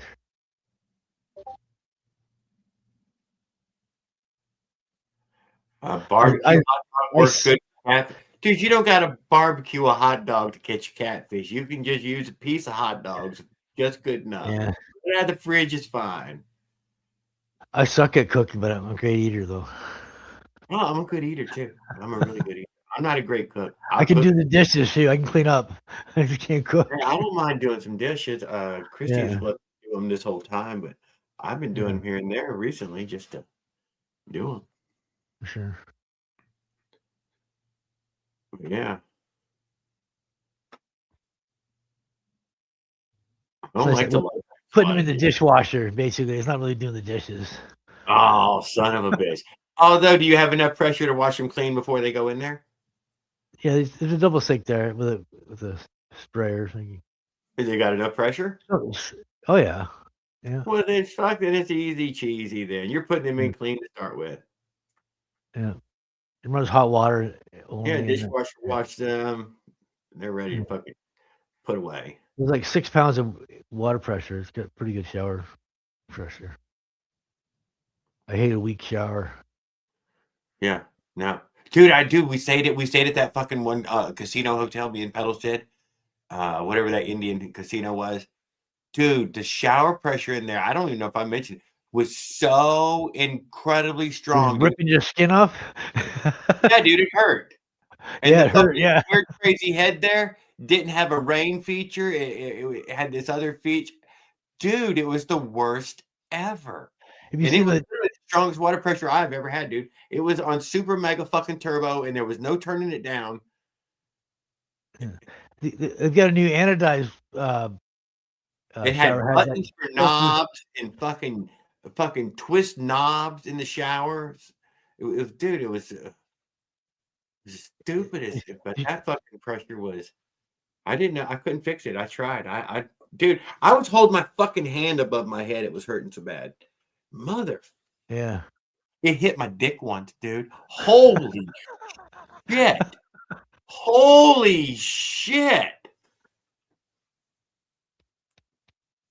I know, right? Yeah. It's like a pressure washer, tearing your skin Dude, off. it was like a fucking pressure washer. That thing was dangerous. It's the worst fucking shower I got on the whole fucking trip.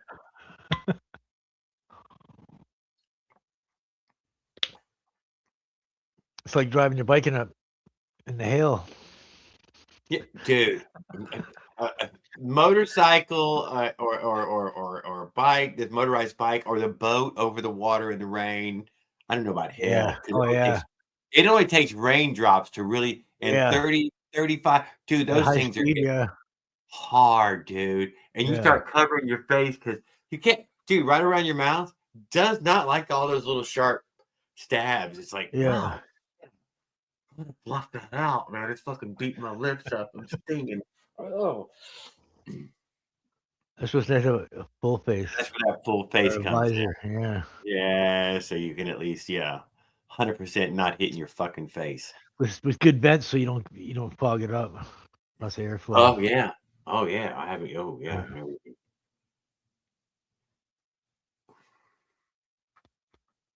Dirt bike helmet with goggles, like the swimming goggles, the foam seal.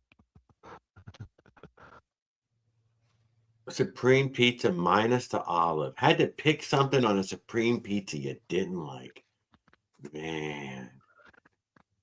When I had my RM125, those were the three things I had. I had helmet, boots, proper boots, so you can do jumps and not blow your ankles out. And what was the other one? I forgot. I got off track. What's wrong with you, Willard?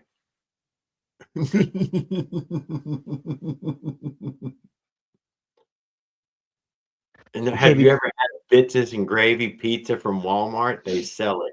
No, that doesn't sound good. How could that sound good?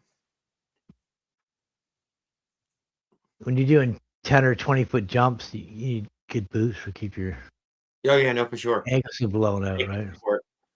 Yeah.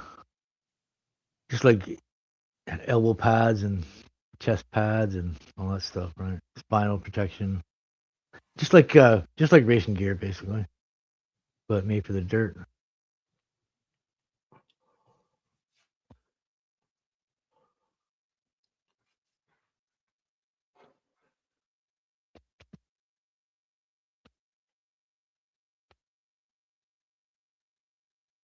Oh yeah, that's like substituting tortillas for dumplings. It's not the same. You damn right. And I don't want my fucking tortillas fucking swimming. Whoever come up with those ideas, bad ideas.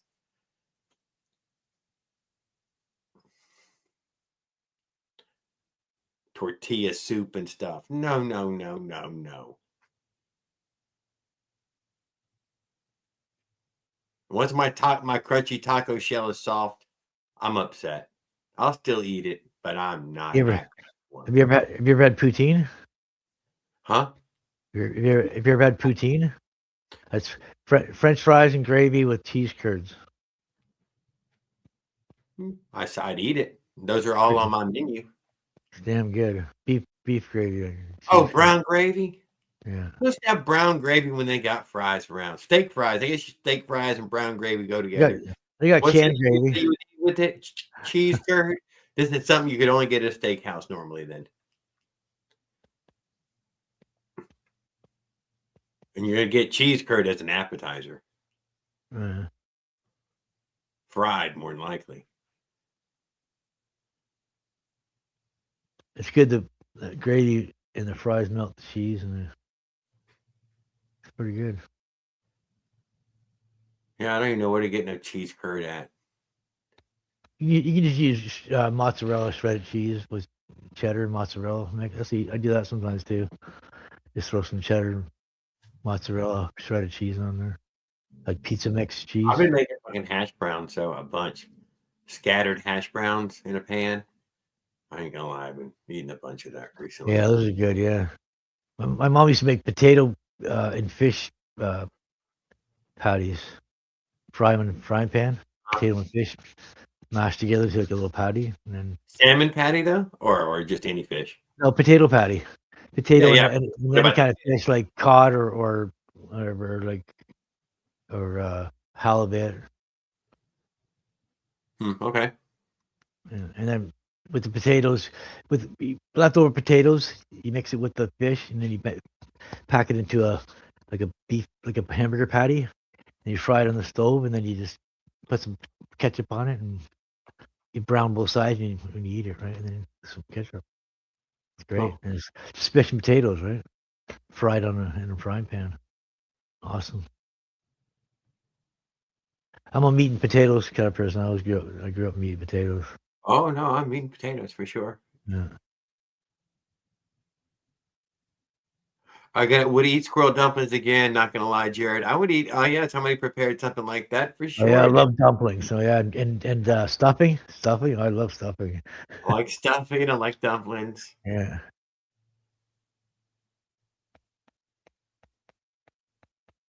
Little squirrel drumsticks. I'm hoping they're gonna pull the meat off for me, dude. I don't want to have to chase the meat around in that pot. I heard they taste like chicken, the squirrel. No. No? Definitely game flavor. It's got Yeah, definitely the squirrel has wild the game. flavor. It's wild, yeah. I don't know. I've never had it, so I just going by what. Not terrible though. I mean, it does have that game flavor. There's no doubt about it. I haven't had a squirrel yet that didn't have that flavor. It's an acquired taste, kind of. It's not chicken. Far from chicken. Chicken is a pretty good one, dude. It's a really, chicken is pretty good, yeah. Especially when it's done right and juicy and tender. Oh yeah, definitely one of my favorites. And pork ribs. Pork, I like pork. I like beef. You got to cook pork well. You can't eat. Oh come on! Right? What are you gonna do? Catch all the damn pork stuff? I will admit, yes, that's literally the truth of it. You can catch pretty much anything they can catch. Parasites. Yeah, parasites. Every last one of them's your parasite too. Yeah. Yeah, and they big time more. They definitely got the wide range stomach. It's damn good when it's cooked right. It is damn good, dude. Is there? And you know what? It's nowhere in the pig is it tough like the cow. 99% of it, dude, is still tender meat, even if you fucked it up. Beef is, some pretty tough stuff. There's a bunch of cuts there that, need special attention. Chicken's bad for you too if you undercook it. You know what I mean? I mean, could be, yeah. It can be. Yeah, if you don't know what you're doing, you undercook it and you eat it undercooked. In the modern world where you have running water, though, I would have to say no. All these ones are diarrhea based. They're fluids based. You got a toilet? There you go. Puke in a bucket, shit in the toilet, and drink fluids. That'll be cool. Sometimes the toilets are cleanest place because they get washed more than anything else. There's no other prescription for most of these fucking virus. I mean, bacteria. Once you catch them, anyways, other than to let them run their course. You know the truth of it, though. You won't catch that salmonella again. Whatever that strain of salmonella, dude. You made the hump. You could eat that motherfucker now like fucking barbecue chicken. So there's that too. You can eat carrion.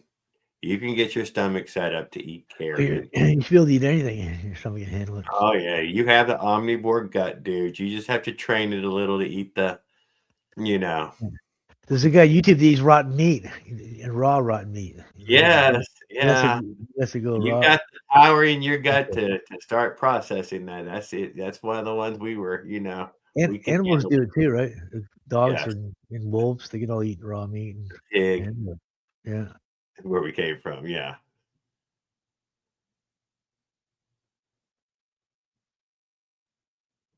I'd like to try a beef Wellington from Gordon Ramsay.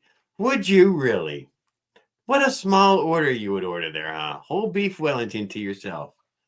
He's like, oh yeah, Jared, I'm just gonna fucking just dive into it. It's a tenderloin, I believe, is what it is, isn't it? Tenderloin baked inside a pastry.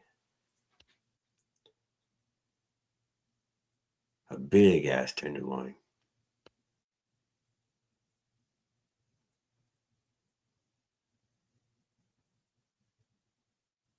Really just got a good taste.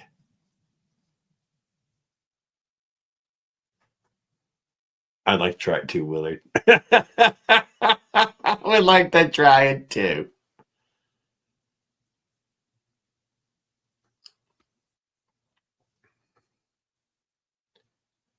Yeah, I'm sure it's not cheap. Well, I'm going to go get me a drink real quick. Be right back 1 second. Nobody else coming on tonight?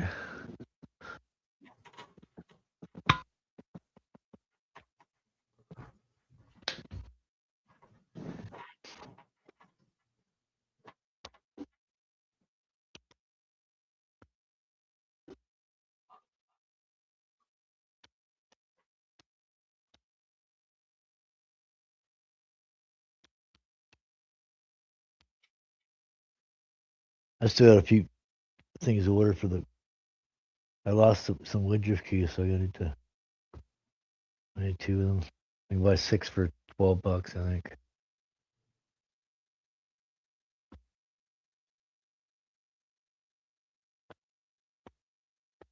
That motor's gonna be put together. It's gonna be. These crank put in.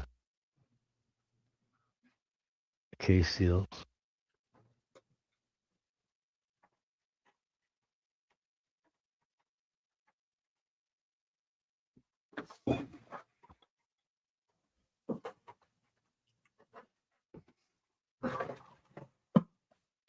There, I'm back. It's nice to fit the case, but there's nothing in it. No cranker or clutch. A little bit lighter, easier to maneuver.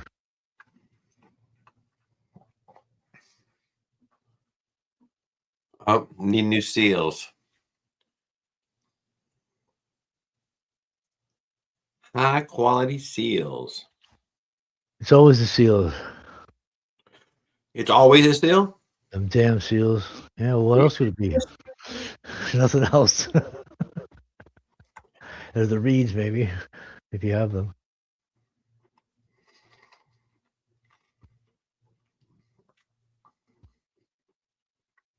It's the seals on everything.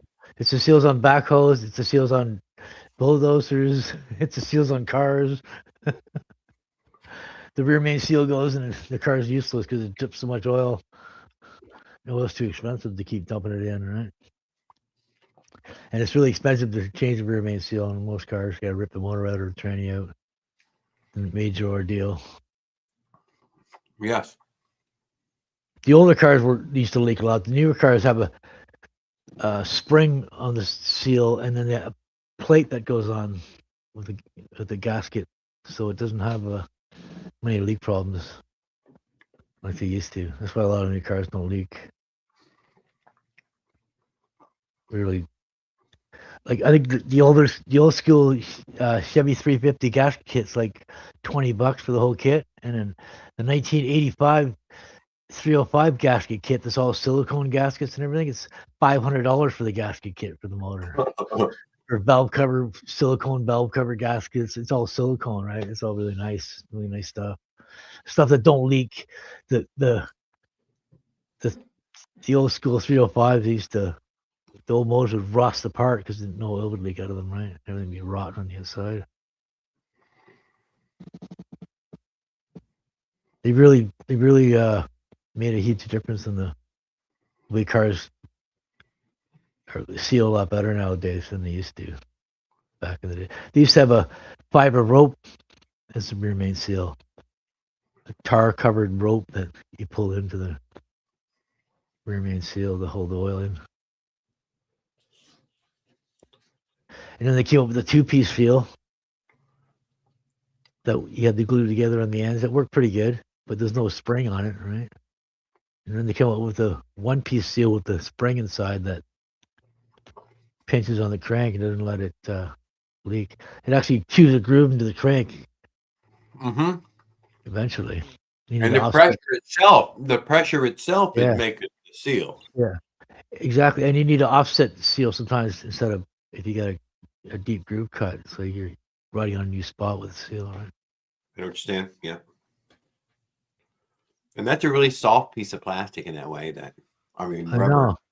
It's amazing it does as well as it does, right? Well, I guess it's got a spring there pinching it, so it can't leak.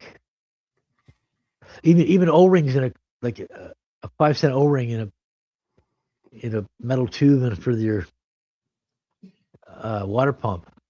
And it seals. It doesn't have to be under pressure. It can just be on the pipe and then press into a hole, and it's good enough, right? It'll seal. You don't got to compress it.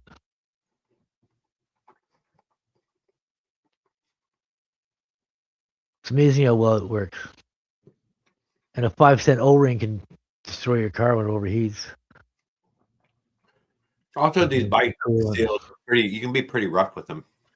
Yeah. And usually, I knew Zeke the Geek. Get them out.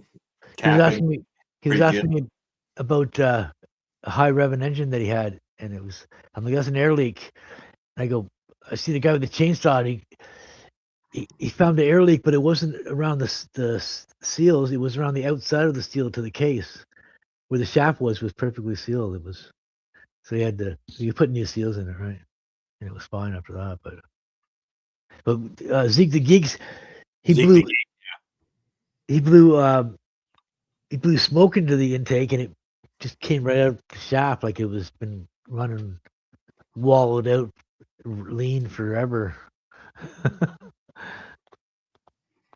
It's like, I guess sometimes when you put the seal in, you can knock the spring loose onto the shaft, and you don't get that pinch on the seal, or just driving it forever and not changing your seals on low. They run them 50-1, right? In those scooters, they run them on low oil, so seals take a beat.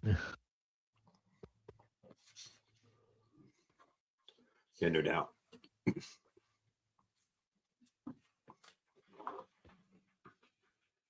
But yeah, I was surprised when I seen the video of that.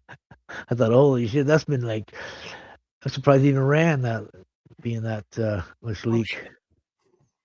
I didn't Shouldn't even start it up. It was probably like 1/8 of an inch around the seal in the crank.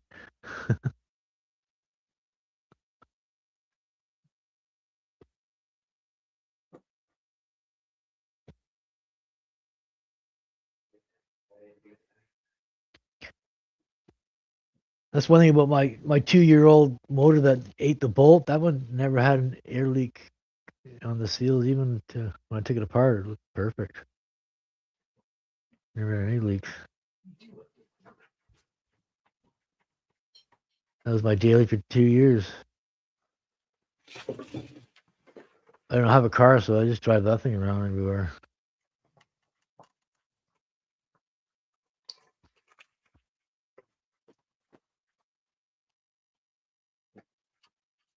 It doesn't have the best range. No, that's for sure. I'm just saying, as far as using it for daily, it's got some range problems. But I used to do 15, 20 miles easily. Yeah, I used to do like a 10 or 12 mile loop. It went from roads to trails to dirt trails back to bike paths and then a walk path. I'm just saying, even if it was all road, I mean, I'm still Yeah. travel with it that far and back. I used to do a loop and stop by Walmart and away if I needed to. I don't like doing over 20s with it. That's 40 miles there and back. I always have my daily loop, and then I do a high speed run. It was a slight downhill run towards it was Point Pelee in Ontario. It's the furthest south in Canada you can get. It's out in Lake Ontario. It's right. It's about 20 minutes from Detroit on this side of the border, on the Canada side.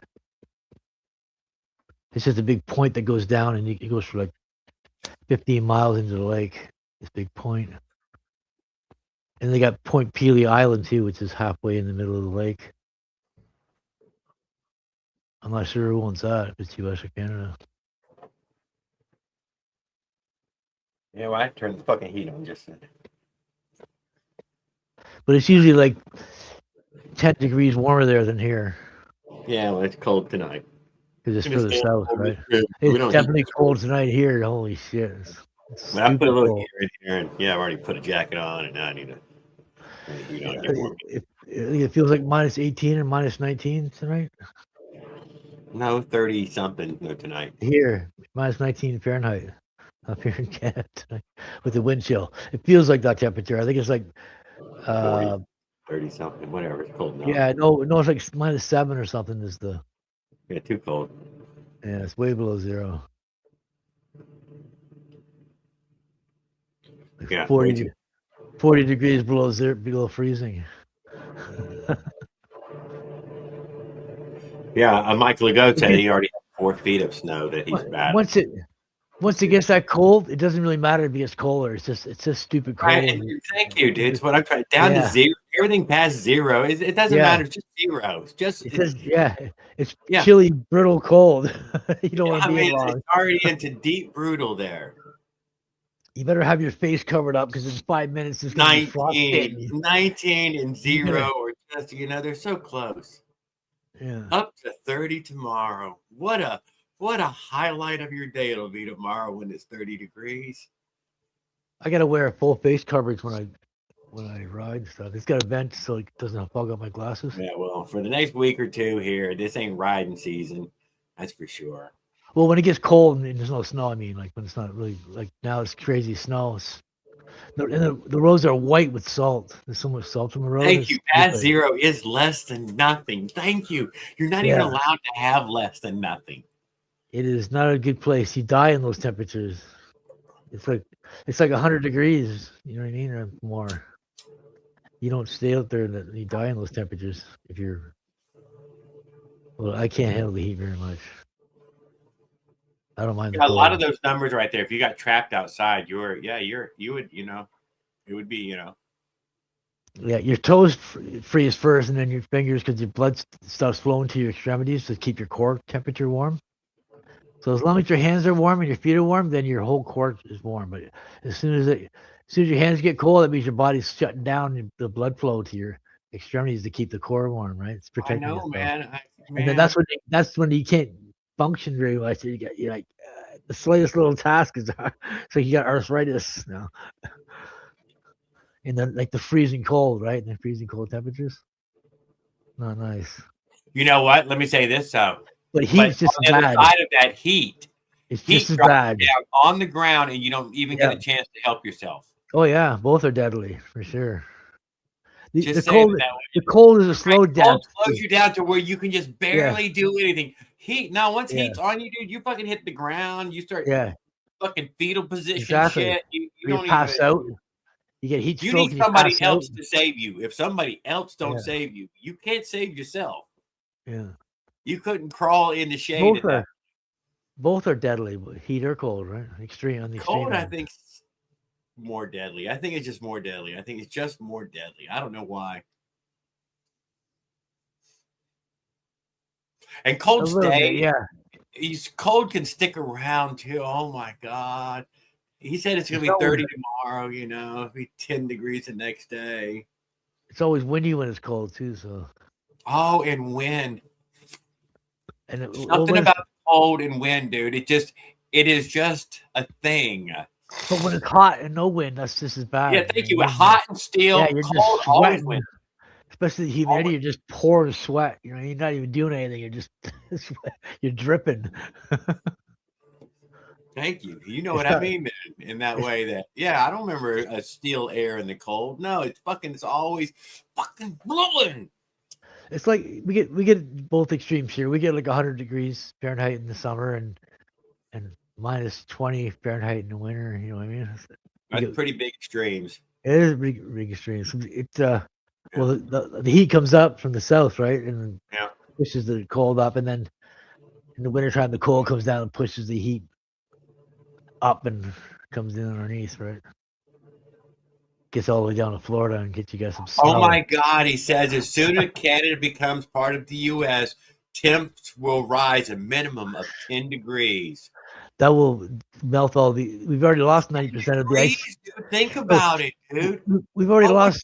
For 10 degrees. We've already lost 90% of the Arctic ice pack, and they're trying to drill holes and pump water on top of the ice to thicken the ice because it's been deteriorating so fast that there's going to be none left. We got to open it. We got to get rid of that ice so we can get ships up there moving good. Ships already go through there.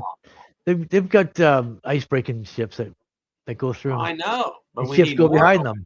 More often, not less. Warm. We've got huge icebreakers, massive, looking ridiculous. The world doesn't get hot and everybody dies. The world gets cold, everybody dies. So let's warm it up. Let's keep warming it up. Help warm it up. Will extend the ice age for another 100,000 years. I think they say. Yeah, 100,000 years. The ice age away, the better. An ice age, but now that we've made artificial environments, we can take the heat and the cold now. Yeah, all the greenhouse gases are warmed up too. Thank goodness. That was freezing for a minute there. Yeah, because the ice age is going to wipe us out, except for the extreme south, right? Everything pushed down down the south to survive because it'll be too cold up in the north. Of course, there's oil under that ice. There's oil under everything. There's oil everywhere. Yeah. Everywhere is somewhere new, right today. That used to be somewhere else, all over the planet. Oh, dinosaur juice. Not dinosaur. Oil from dinosaurs.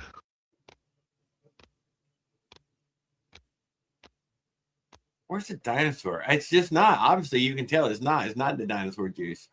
It was from bacteria and shit from a bit before that. I mean, these are vast pools of it. I don't know how old. It's dinosaur shit. I thought it was a little bit before the dinosaurs, but probably is. I don't know. I always thought it was from dinosaurs. Gasoline comes from dinosaurs. The ocean life and the bacterial life over that has more than everybody else's lives.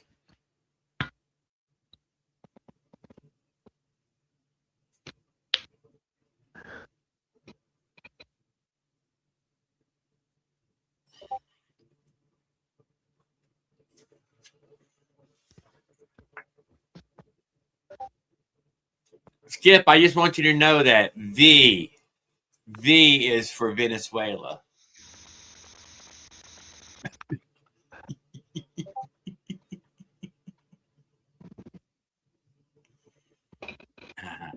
Can't we all just get a bong? I got digital high.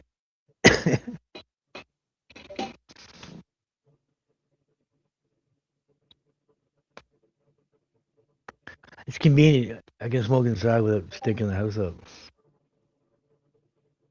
There's no smell to the vape. No weed smell at all. Well, Skip, you can move to New America.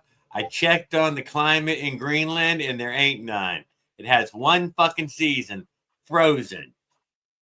Yeah. Don't worry, it don't suffer from the summertime. It's frozen.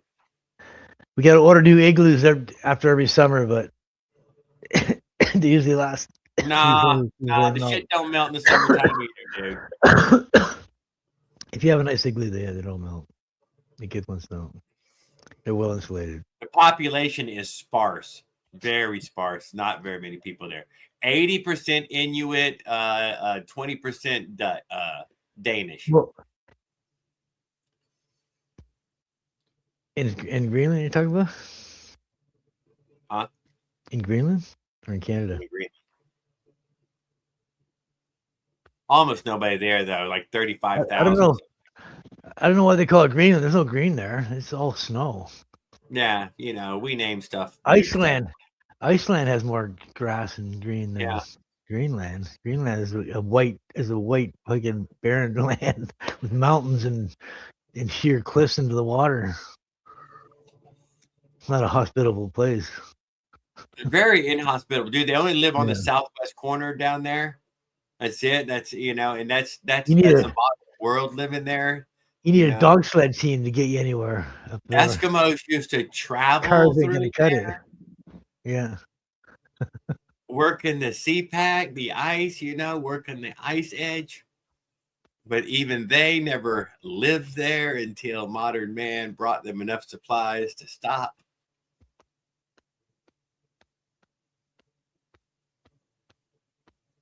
If you turned off their supplies, they would freeze and die in a single season. They have no way to produce anything.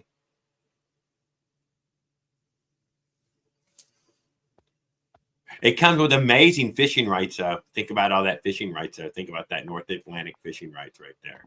Ooh, that's a rich fishery. Yeah. Yeah. Yeah, millions of fish over there. Yeah. That's a lot of thousands of miles. That's not a small piece of real estate.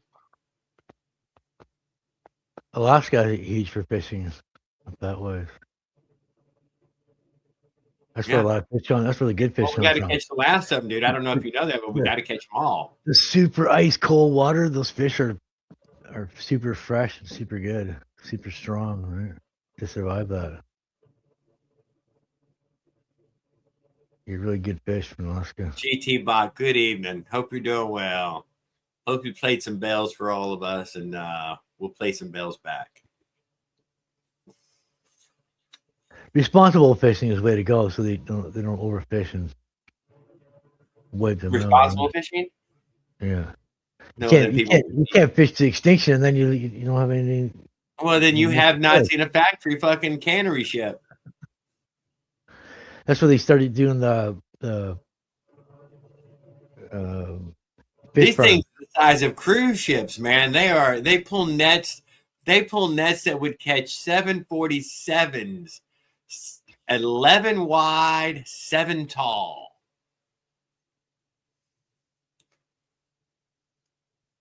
That is a stupendous, chunk of real estate. And some of them will have 2 of those ships pulling the net at one time.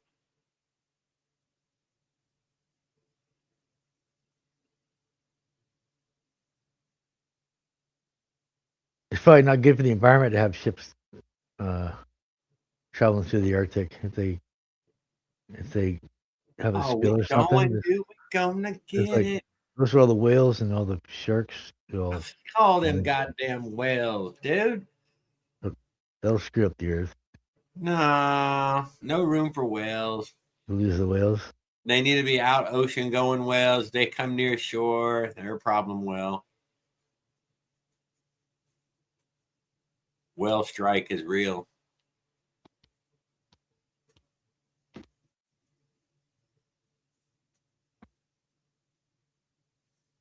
If I hit any one of them behemoths, my little boats would all sink. Every last boat I got.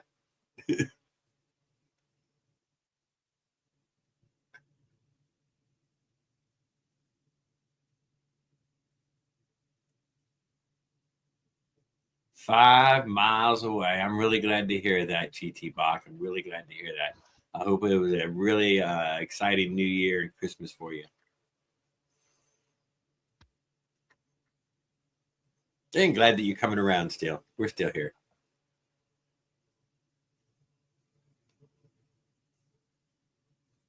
I was in Phoenix during the summer there. Didn't see anywhere out there on them trails, but kept my eye out for you.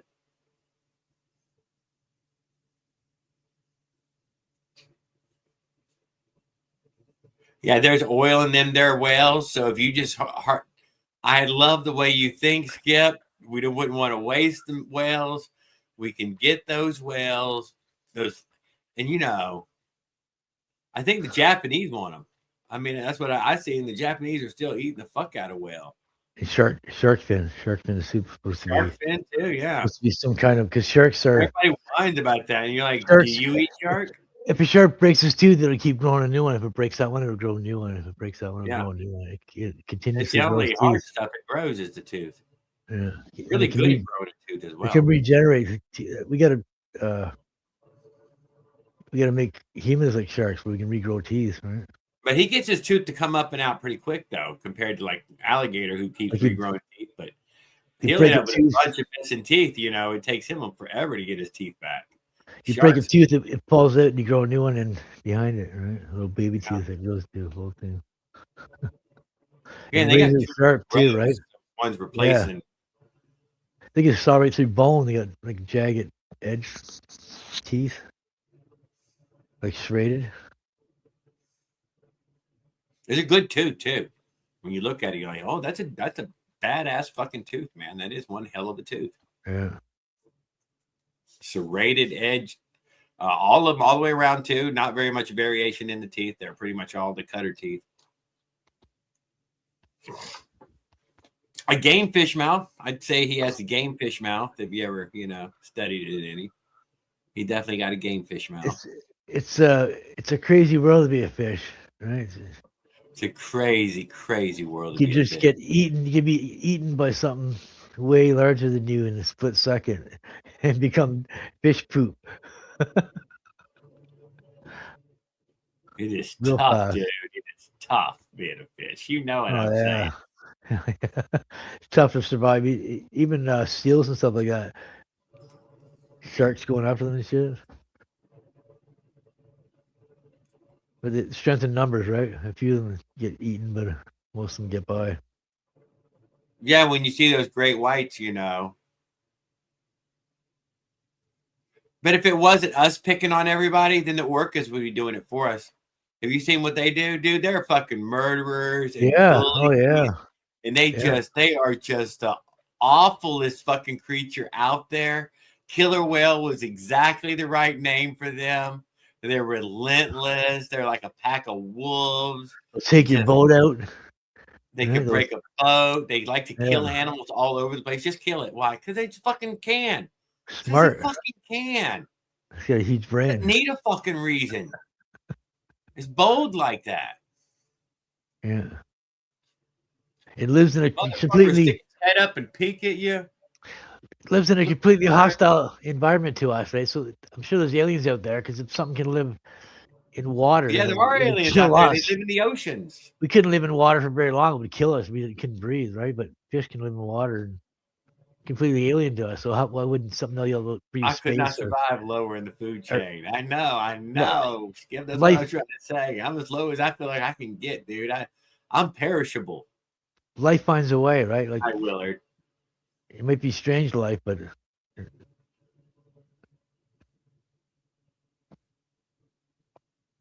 when I jump in the ocean, dude, which I don't do much anymore, I nowadays think about it. When I jump in the river, I think about alligators now. I'm sorry. They have grown much, much bigger.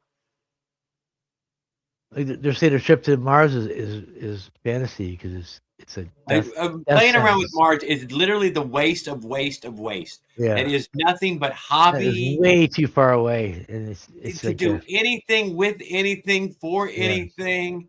Even the distance that it is to speak to somebody on the radio there would be nearly fucking impossible. It would drive you fucking crazy. We'd be better off in a space station close to where we are now.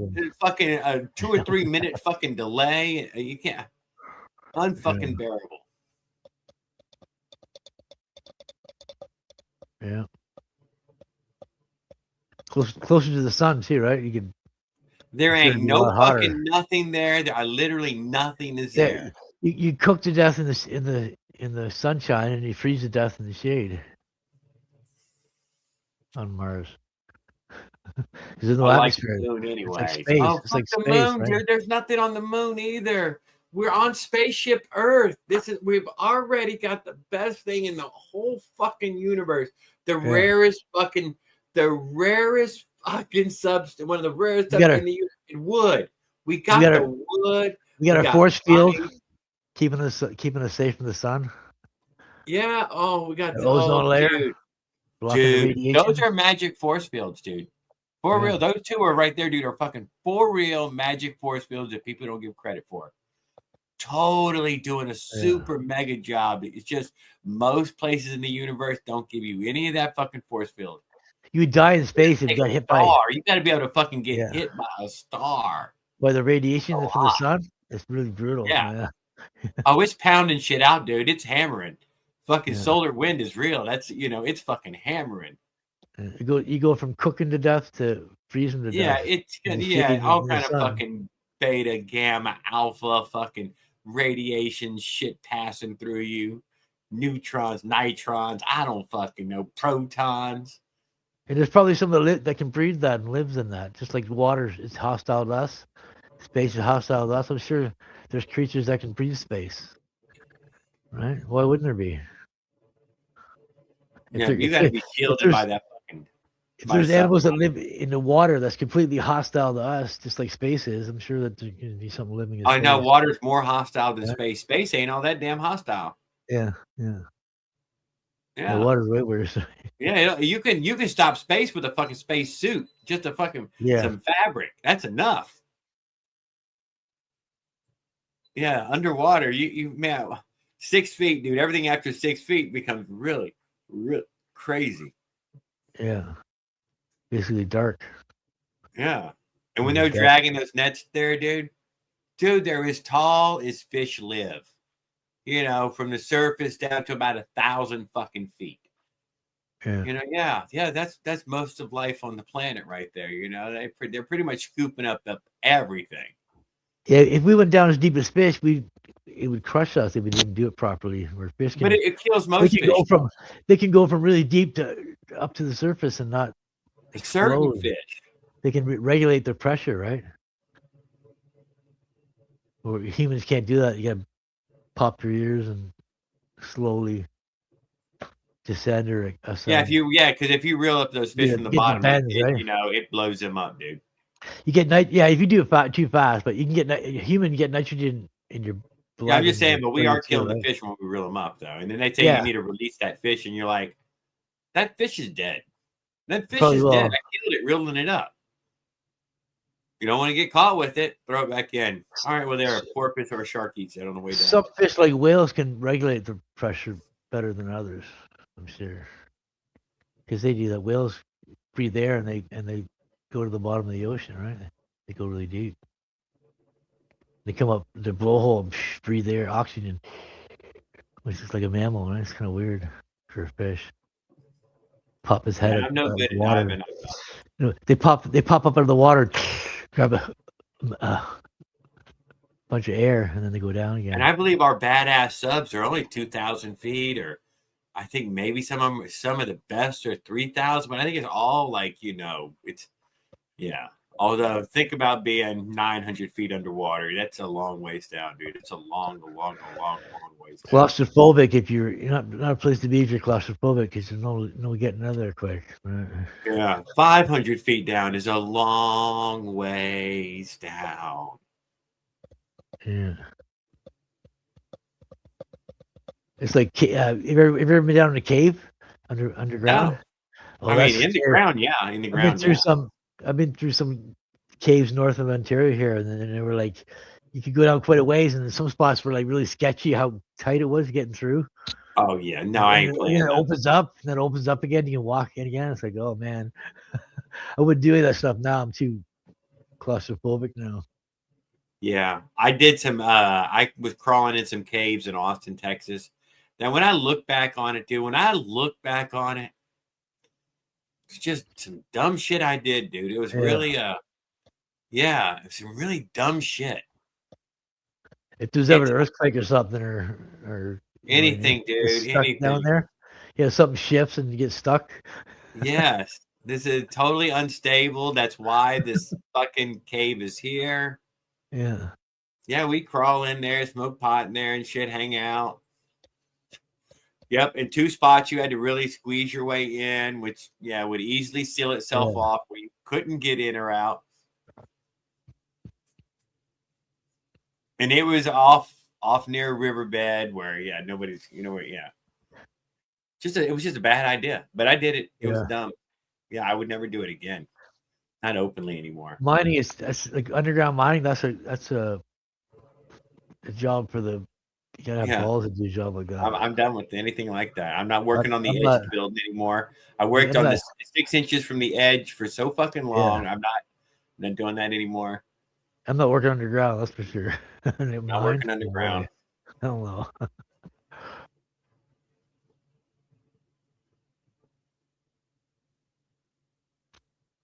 Yeah, they were over a mile down. Yeah, and they still had further to go, Skip. Yeah, like they were over 5,000 feet. Boom, dude. It's like bam. Yeah. Yeah. Way worse than space.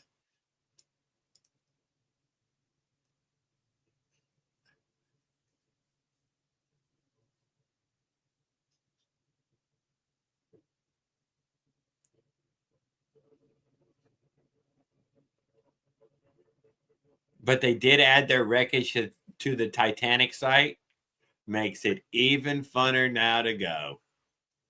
Somebody else is going to offer the same service here shortly, or probably already does. We come to find out he was on like his 8th or 9th fucking time down. He'd already had paying customers 8 or 9 times before.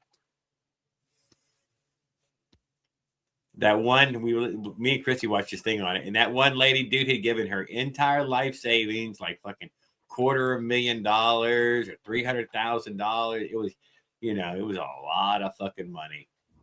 But she went down there, dude. They went down there. She had her just a few people on the planet experience, and there you go. Yeah. Some people paid to get on that old Virgin Atlantic or whatever and do their little space shot. Or that was Amazon, Bezos, fucking big dick in the desert, shooting up at the nothing. A lot of people have a lot of money in the States. Like, I bet it was like $100,000, $200,000. There's 12 million millionaires in the U.S., so there's lots of people with money. I have no idea. More than anywhere in the world. Richest country in the world. Oh yeah. Pissing it away. Just pissing it away. Yeah. That's the best place to be rich in the world, is the U.S. Oh. Yeah, probably is the best place too. Yeah. If you could find somewhere nice that you like, then yeah. But maybe you won't. Maybe Canadian people are your people, and you just want to be around your people. There's millionaires here, but not that many.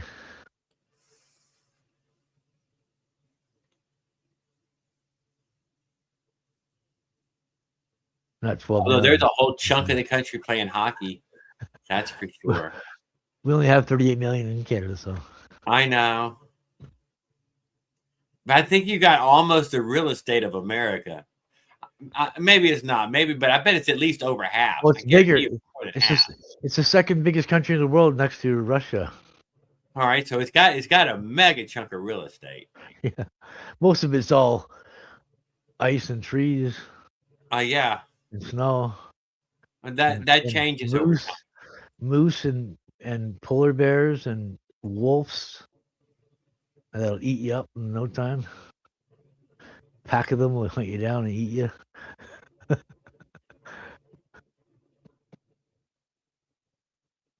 If you gotta be good. A lot of people in the north have a gun, but 80% of Canada lives within 100 miles of the border. The other 20% live in the rest of the vast wasteland. As of mid-2025, there are approximately 2.1 million US dollar millionaires in Canada. Okay, well, we'll all have to Google this little factoid and see what it says. 2.1 million, yeah. Was it 2.1? I thought it was 12 million. I got that wrong. An awful lot of. That's not like a small number. Still an awful lot, yeah.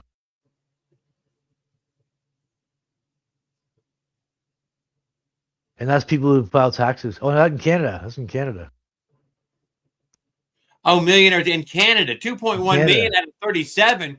Jesus there's Christ, 12 dude! What the million. fuck is y'all's deal? Who y'all stealing it all from? I heard there's 12 million millionaires in that file Oh tax. no, you return. motherfucker trying to point fingers at us when See, you're it's not. already at a higher percentage of millionaires per population. You don't have. Gee, Matty, You don't have Chris, millionaires in a communist you got society. 2.1 million millionaires in Canada.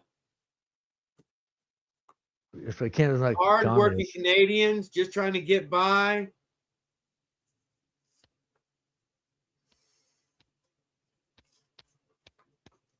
Those goddamn oligarchs. I don't think $1 million means the same as it used to, though. No, it doesn't. No, it doesn't. Now all the girls expect you to make $1 million a year for you to date them. They want someone who makes $1 million a year.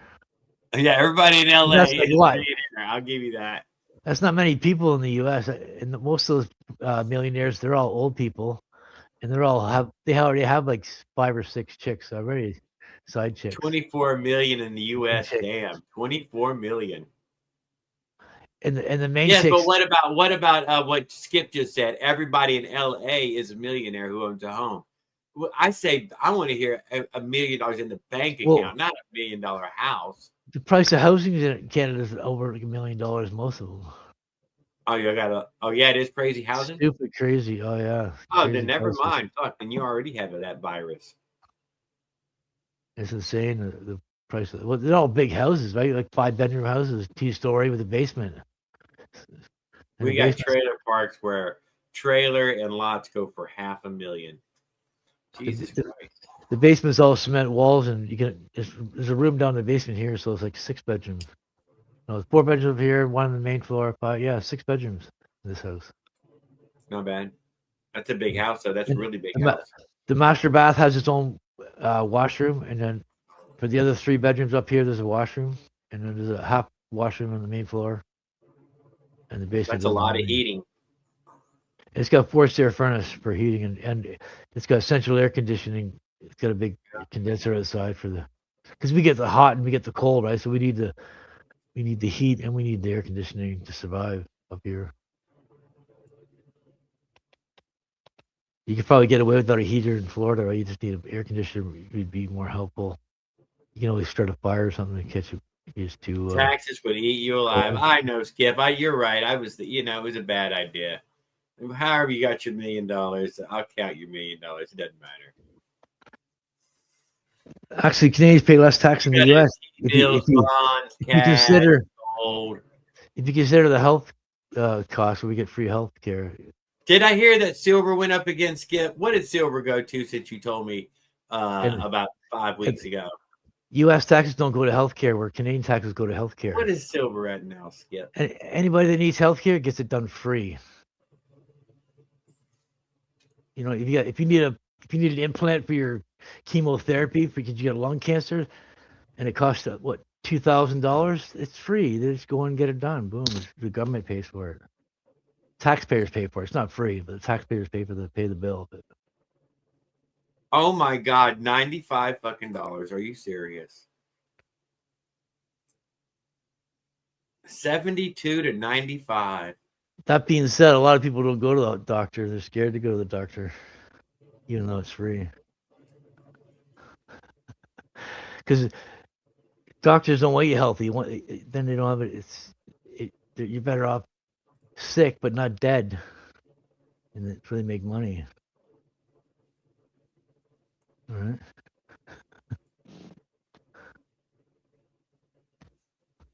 $100 an ounce. That's amazing. Yeah, there you go. It's the same for you. Rare earth commodity prices. That's the same spot price Canada gets, South Africa gets, UK. You know what I mean? On the precious metals, that's the spot price. $95 on silver. Yeah, big difference for That is an insane amount of inflation, guy, to show you in real world. Yeah, the rise of silver is one of those, and gold, but the silver especially. That, oh my God, Wow. 3,000 in 1 month. Silver went up 3,000% in 1 month. No, he said he's up $3,000 in 1 month. Every $5 invested made $500. See, he was trying to tell us to get some silver when it was 72 just a few weeks ago. Yeah.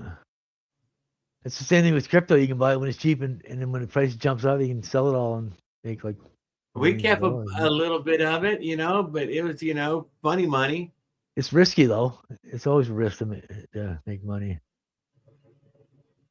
The bigger the risk, the more you make usually.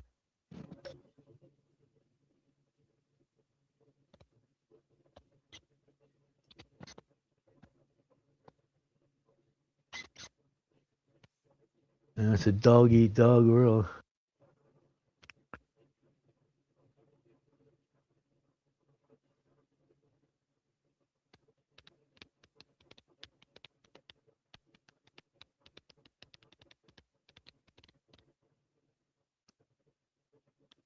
You still have warm enough temperature to ride, right, Jared? What is that? You still have warm enough temperature to ride your bike in this time of year? No, it's in the 30s right now. You don't drive, No, I try not to anyways. I've been not doing it for a week or so.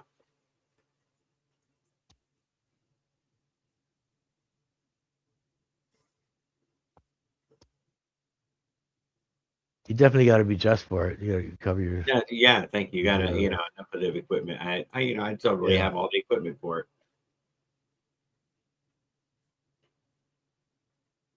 Good layers on the bottom. Good solid top, windproof layers. All your skin covered up, your face and your hands. Face and hands. Big gloves. In a useful way and not some weird, crazy way. Yeah.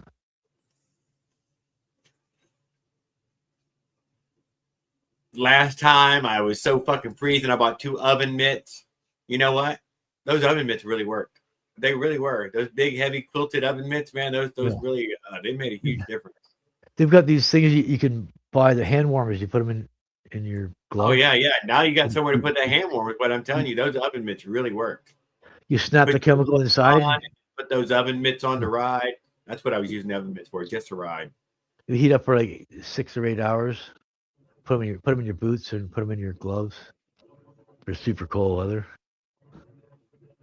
I got a heated jacket too. I never put the battery on because I always sweat. It's got a silver foil inside that reflects your heat back. So I always sweat in it. I can't wear it unless it's like really, really cold. And then I can wear this battery operated jacket. It's a Chinese knockoff of the work jackets. I'm sure. It works though. It works too good. I never use the batteries in it. So it's already a jacket. It works good just as a jacket. Yeah, it's got, I guess, the silver foil inside is like a high tech reflective layer. Yeah. Reflects your heat back, so it makes you feel warm and it's super cold.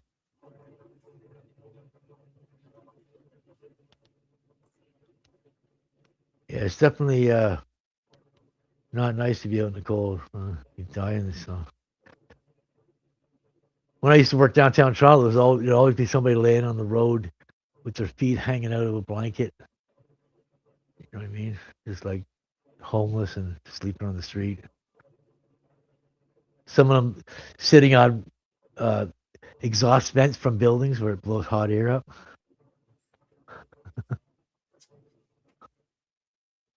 Skip, are you saying silver's going to 300? So it's still not too late to make money on silver? I think that's what he's thinking anyways. I don't. If it went to that would put a carton of eggs at like $22, loaves of bread, $18 to $25.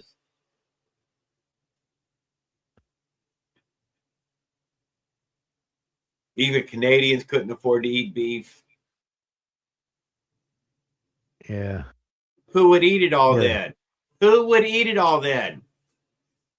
You've already cut back. I guarantee you, haven't you? Yeah.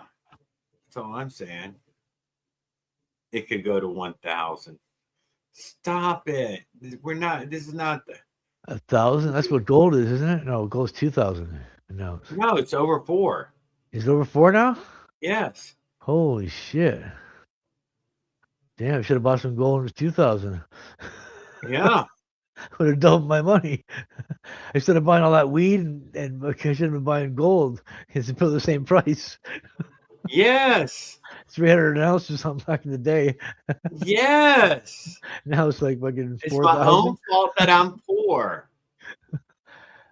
I remember when gold was 300 bucks an ounce. It was the same But price you as were weed. there when Google was little. You didn't get none then. You were there when Apple was little, when Yeah, Samsung was little. yeah. Before internet, we didn't have internet. So was I, though. Back when you couldn't go home until the streetlights were on. Your parents kicked you out, and that was it. You weren't allowed back. You know what I'm saying? I was there. I should have been saving up. I should have been buying little gold coins my whole life. Yeah. It was a different time back then. They had to have warning on the TV saying it's 10 o'clock. Do you know where your children are? Or 11 o'clock. Do you know where your children are? Because their parents would forget they have children. They had to remind them every day that they had kids.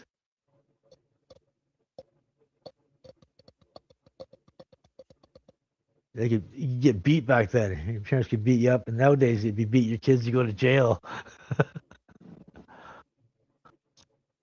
They send the family affairs on you.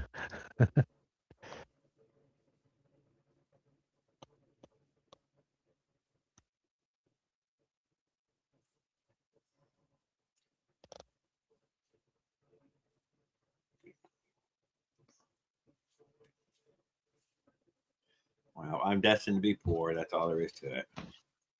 Yeah, I'm hoping to win the lottery, but I forget to keep buying lottery tickets. So maybe one of these times when I buy one, I'll win. I see our odds for winning the lottery. I just tell myself I'm not against one day like Willy Wonka just leaning over and picking up the winner. I think you have better odds to get hit by lightning than you win. I have just as good odds of leaning over and picking the winner up as I do walking in the store and buying one. Way better odds to get into an accident than win the lottery. As long as I'm willing to look on the ground and see if there ain't one laying there. So death is coming for you before money is.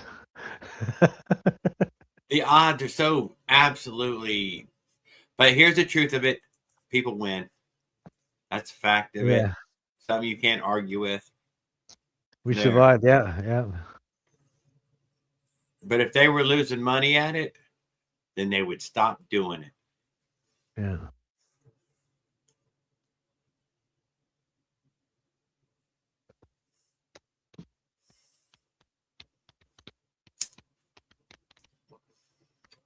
Fucking Skip is ready to live in a dystopia.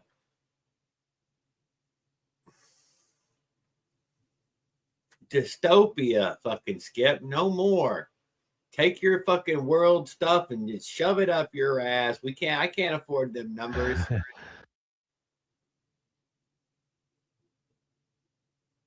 Can't win if you don't play. Can't lose if you don't play. It's like gambling. It's basically a form of gambling when you play lottery. Yeah, I don't feel tempted to gamble. It's along for the ride kind of thing. Where at least if you're playing blackjack or something, you can count cards and beat the odds. You know what I mean? But I'm moving to a better ghetto. You liar. With lottery, is just throwing your money away. One of them condos, one of them penthouses. Frozen steak up 150. Jesus Christ, I should have got in at the ground floor when the thing was just $20. Son of a bitch. I used to buy the $3 and $5 scratch tickets. And I had like $2,000. I never used to throw them away. I used to stack them on my coffee table. I had $2,000 worth of losing cards stacked up, and I counted them all. It was 2,000. Like, and that's when I stopped playing. Right, and I realized it's just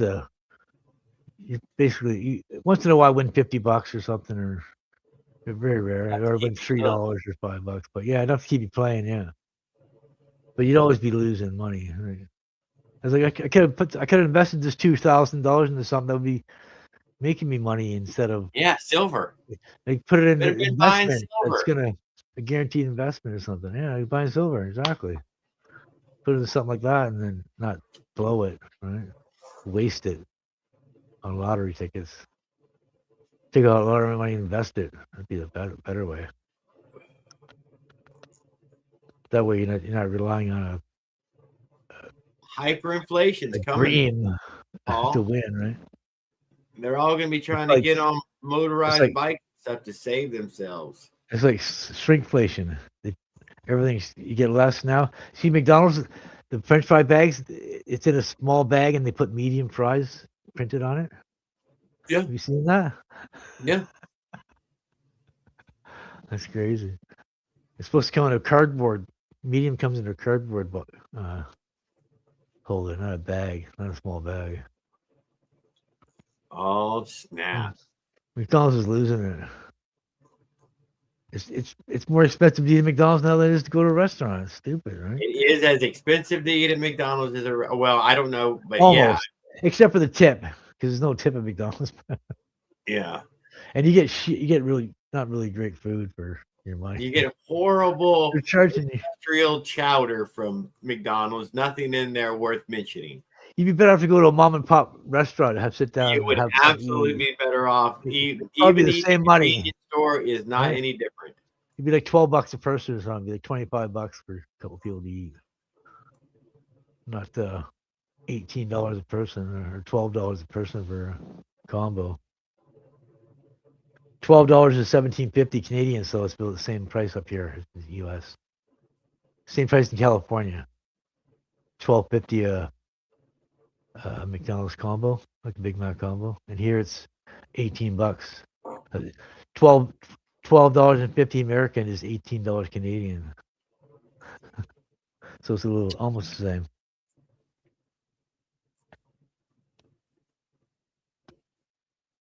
Well, I said earlier that goddamn crazy prices. 6 to 1. 6 to 1.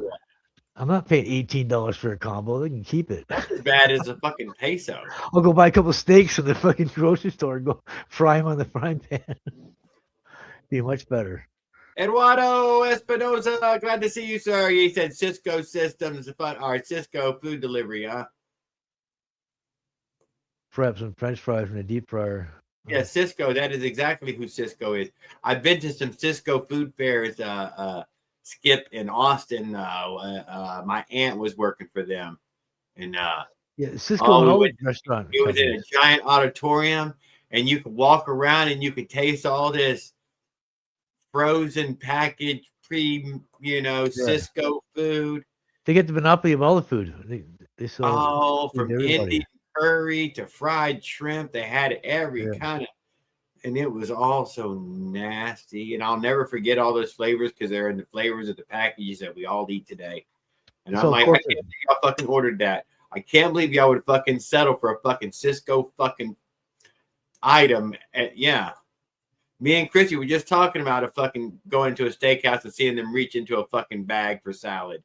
No, fuck that. I'll never come back here. Popeye's chicken's where it's at.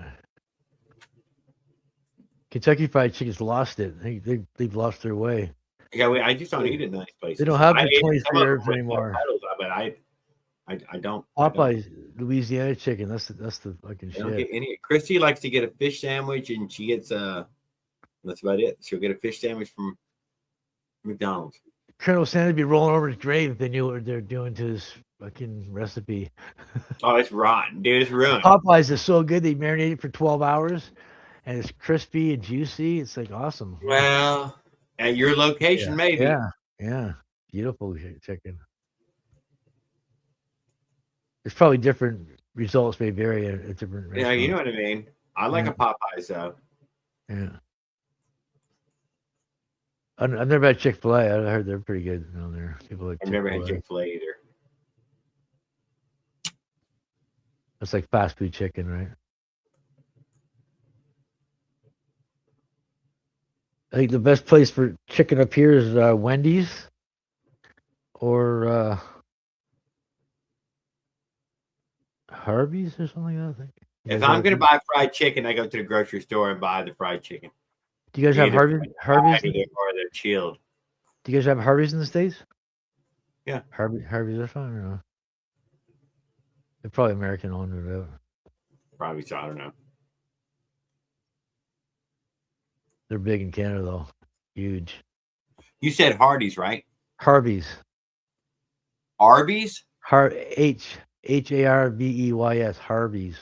Oh no, never haven't heard you of know that. Harvey's? No. That's a burger chain in Canada. Okay. They're really good. They're flame broiled burgers right in front of you on the grill. So there's like smoke and shit. The guy's cooking on the grill right there when you order it, and then they put all the fresh toppings on for you, whatever you want on there. Yeah, no, it sounds good. As much as you want. Yeah, it's really good. But it's probably an $18 burger now. Yeah, but $18 now. Yeah. With fries and a medium drink. Yeah, $18. But good though, really good. And Wendy's is good because they have fresh, never frozen beef. They have the best chicken too. I think they do chicken really good. They're one of the best tasting chicken for like chicken nuggets. They're they use breast pieces of real chicken. They don't all white chicken. They don't screw around. Yeah. Just like they do with the never frozen beef, right? They use fresh ground beef every day for their burgers. That's a commitment to quality that a lot of like McDonald's doesn't have. I used to love McDonald's, and now they lost their way. Oh no, shit. It's all about corporate profits now. I'm not getting my money. Yeah. One of my trips across America, I did use McDonald's, dude. They had a $1 menu. I worked that $1 menu. I'll still eat a McDonald's. If someone brings me and a drink were totally worth $1. If someone brings me a combo, I'll eat it. I'm not, I don't care about whatever it is, right? Preservatives or not. $1 menu. Yeah, I know they don't have that here anymore. It's like $1.30. They used to have a $1.39 menu, and then they lost that. They don't have that anymore. No more. Yeah, and don't forget about Race to Trace guys as well. I'm sorry, I forgot about showing this again. Yeah. I wish I could go. I know. We'll see. We're gonna get up with the money. I'll come down, but when we have a new leader, we'll have a new leader in a couple of years, and maybe not this year. Oh my God, Jared! I love y'all guys so much. I'm thinking about moving to America. Watch, you're gonna love this next one, dude. The next one's gonna be so amazing, dude. It's gonna be so fantastical. Who's your favorite actor? Who's your favorite actor? Come on. I couldn't afford to live in America because now I'm starting to get old. I'm gonna need a lot of medical support. Oh, it's gonna be The Rock, dude. Can you fucking say no to The Rock? I don't know.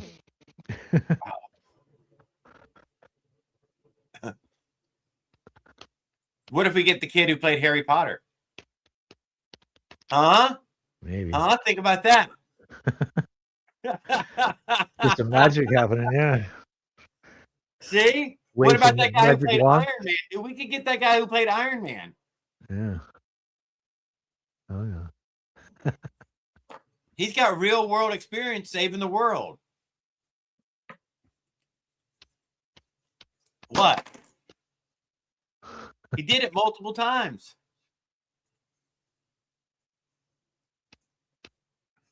Well, it's been fun. Shooting the shit. He was evil in Sin City. Yeah, well, maybe a little bit evil. All right, yeah. Everybody, good night. Good night, Paul and Obzilla and Brad the Bike Guy, Skip, Eduardo Espinosa, Mike Miller, Mike Legault. We did not get much of a showing from Raul Duke, but enough to at least say he was out there. He said it was gonna be very cold. Ain't doing nothing. Thanks a lot to Will Campbell. Don't forget to go check us out. Me and Paul over on Will Campbell's stream on Discord. 7 days a week, pretty much. There's somebody on there usually after 6 o'clock, maybe a little bit later. Yeah. But sometimes even during the day, you know, Paul likes to just leave himself signed on there as well. You know, you have your audio on when it is signed on like that. Yeah, but it's through my headset, and my headset's off, so I can't really hear. So you'll hear something. It doesn't come up my speakers; it comes through my headset. So yeah. But I don't hear it. Whatever, somewhere after 6 and all. I've got Discord. Discord automatically goes to my headset, even if I have my speakers on for the everything else, right? So, and then my headsets are off, so I don't hear any of the conversation. It's been fun hanging out over there with those guys as well. Some little perks and bonuses for everybody who shows up there. I was hanging out a lot in his channels because I know he wants to get to 369 hours and take a snapshot of 369 and yes, I remember that. Yeah. So the more people are there, if he loses internet, it'll just end. He'll lose all his progress. Oh, motherfucker, dude! I closed myself out earlier. Yeah, so it's good. It's good to keep someone in there because it'll keep that phone call. It's a phone call. As soon as someone's not in there, it'll end and restart. Yeah, I wonder if I was the last one in there, dude. When I started this up, it might have fucking ended that thing. I think he's still in there, so I think it's still going. Okay. As long as someone's in there, but I'm just saying if he loses internet and he's by himself in there, it's gonna reset the hours again and lose all the progress. That'd be pretty cool. 369 hours in one phone call. It's basically a phone call. Pedals, we didn't get to see pedals. And Kevin Shop, don't forget to go check out his videos right now. Up Onezilla. Make sure you go check him out at the Race of Trades, especially. Get your bikes, get them ready. We'd love to see you. Yeah, I mean, I'm looking forward to seeing it on your streams. Yes. On you guys' videos and stuff. For sure. Be great to be able to go down.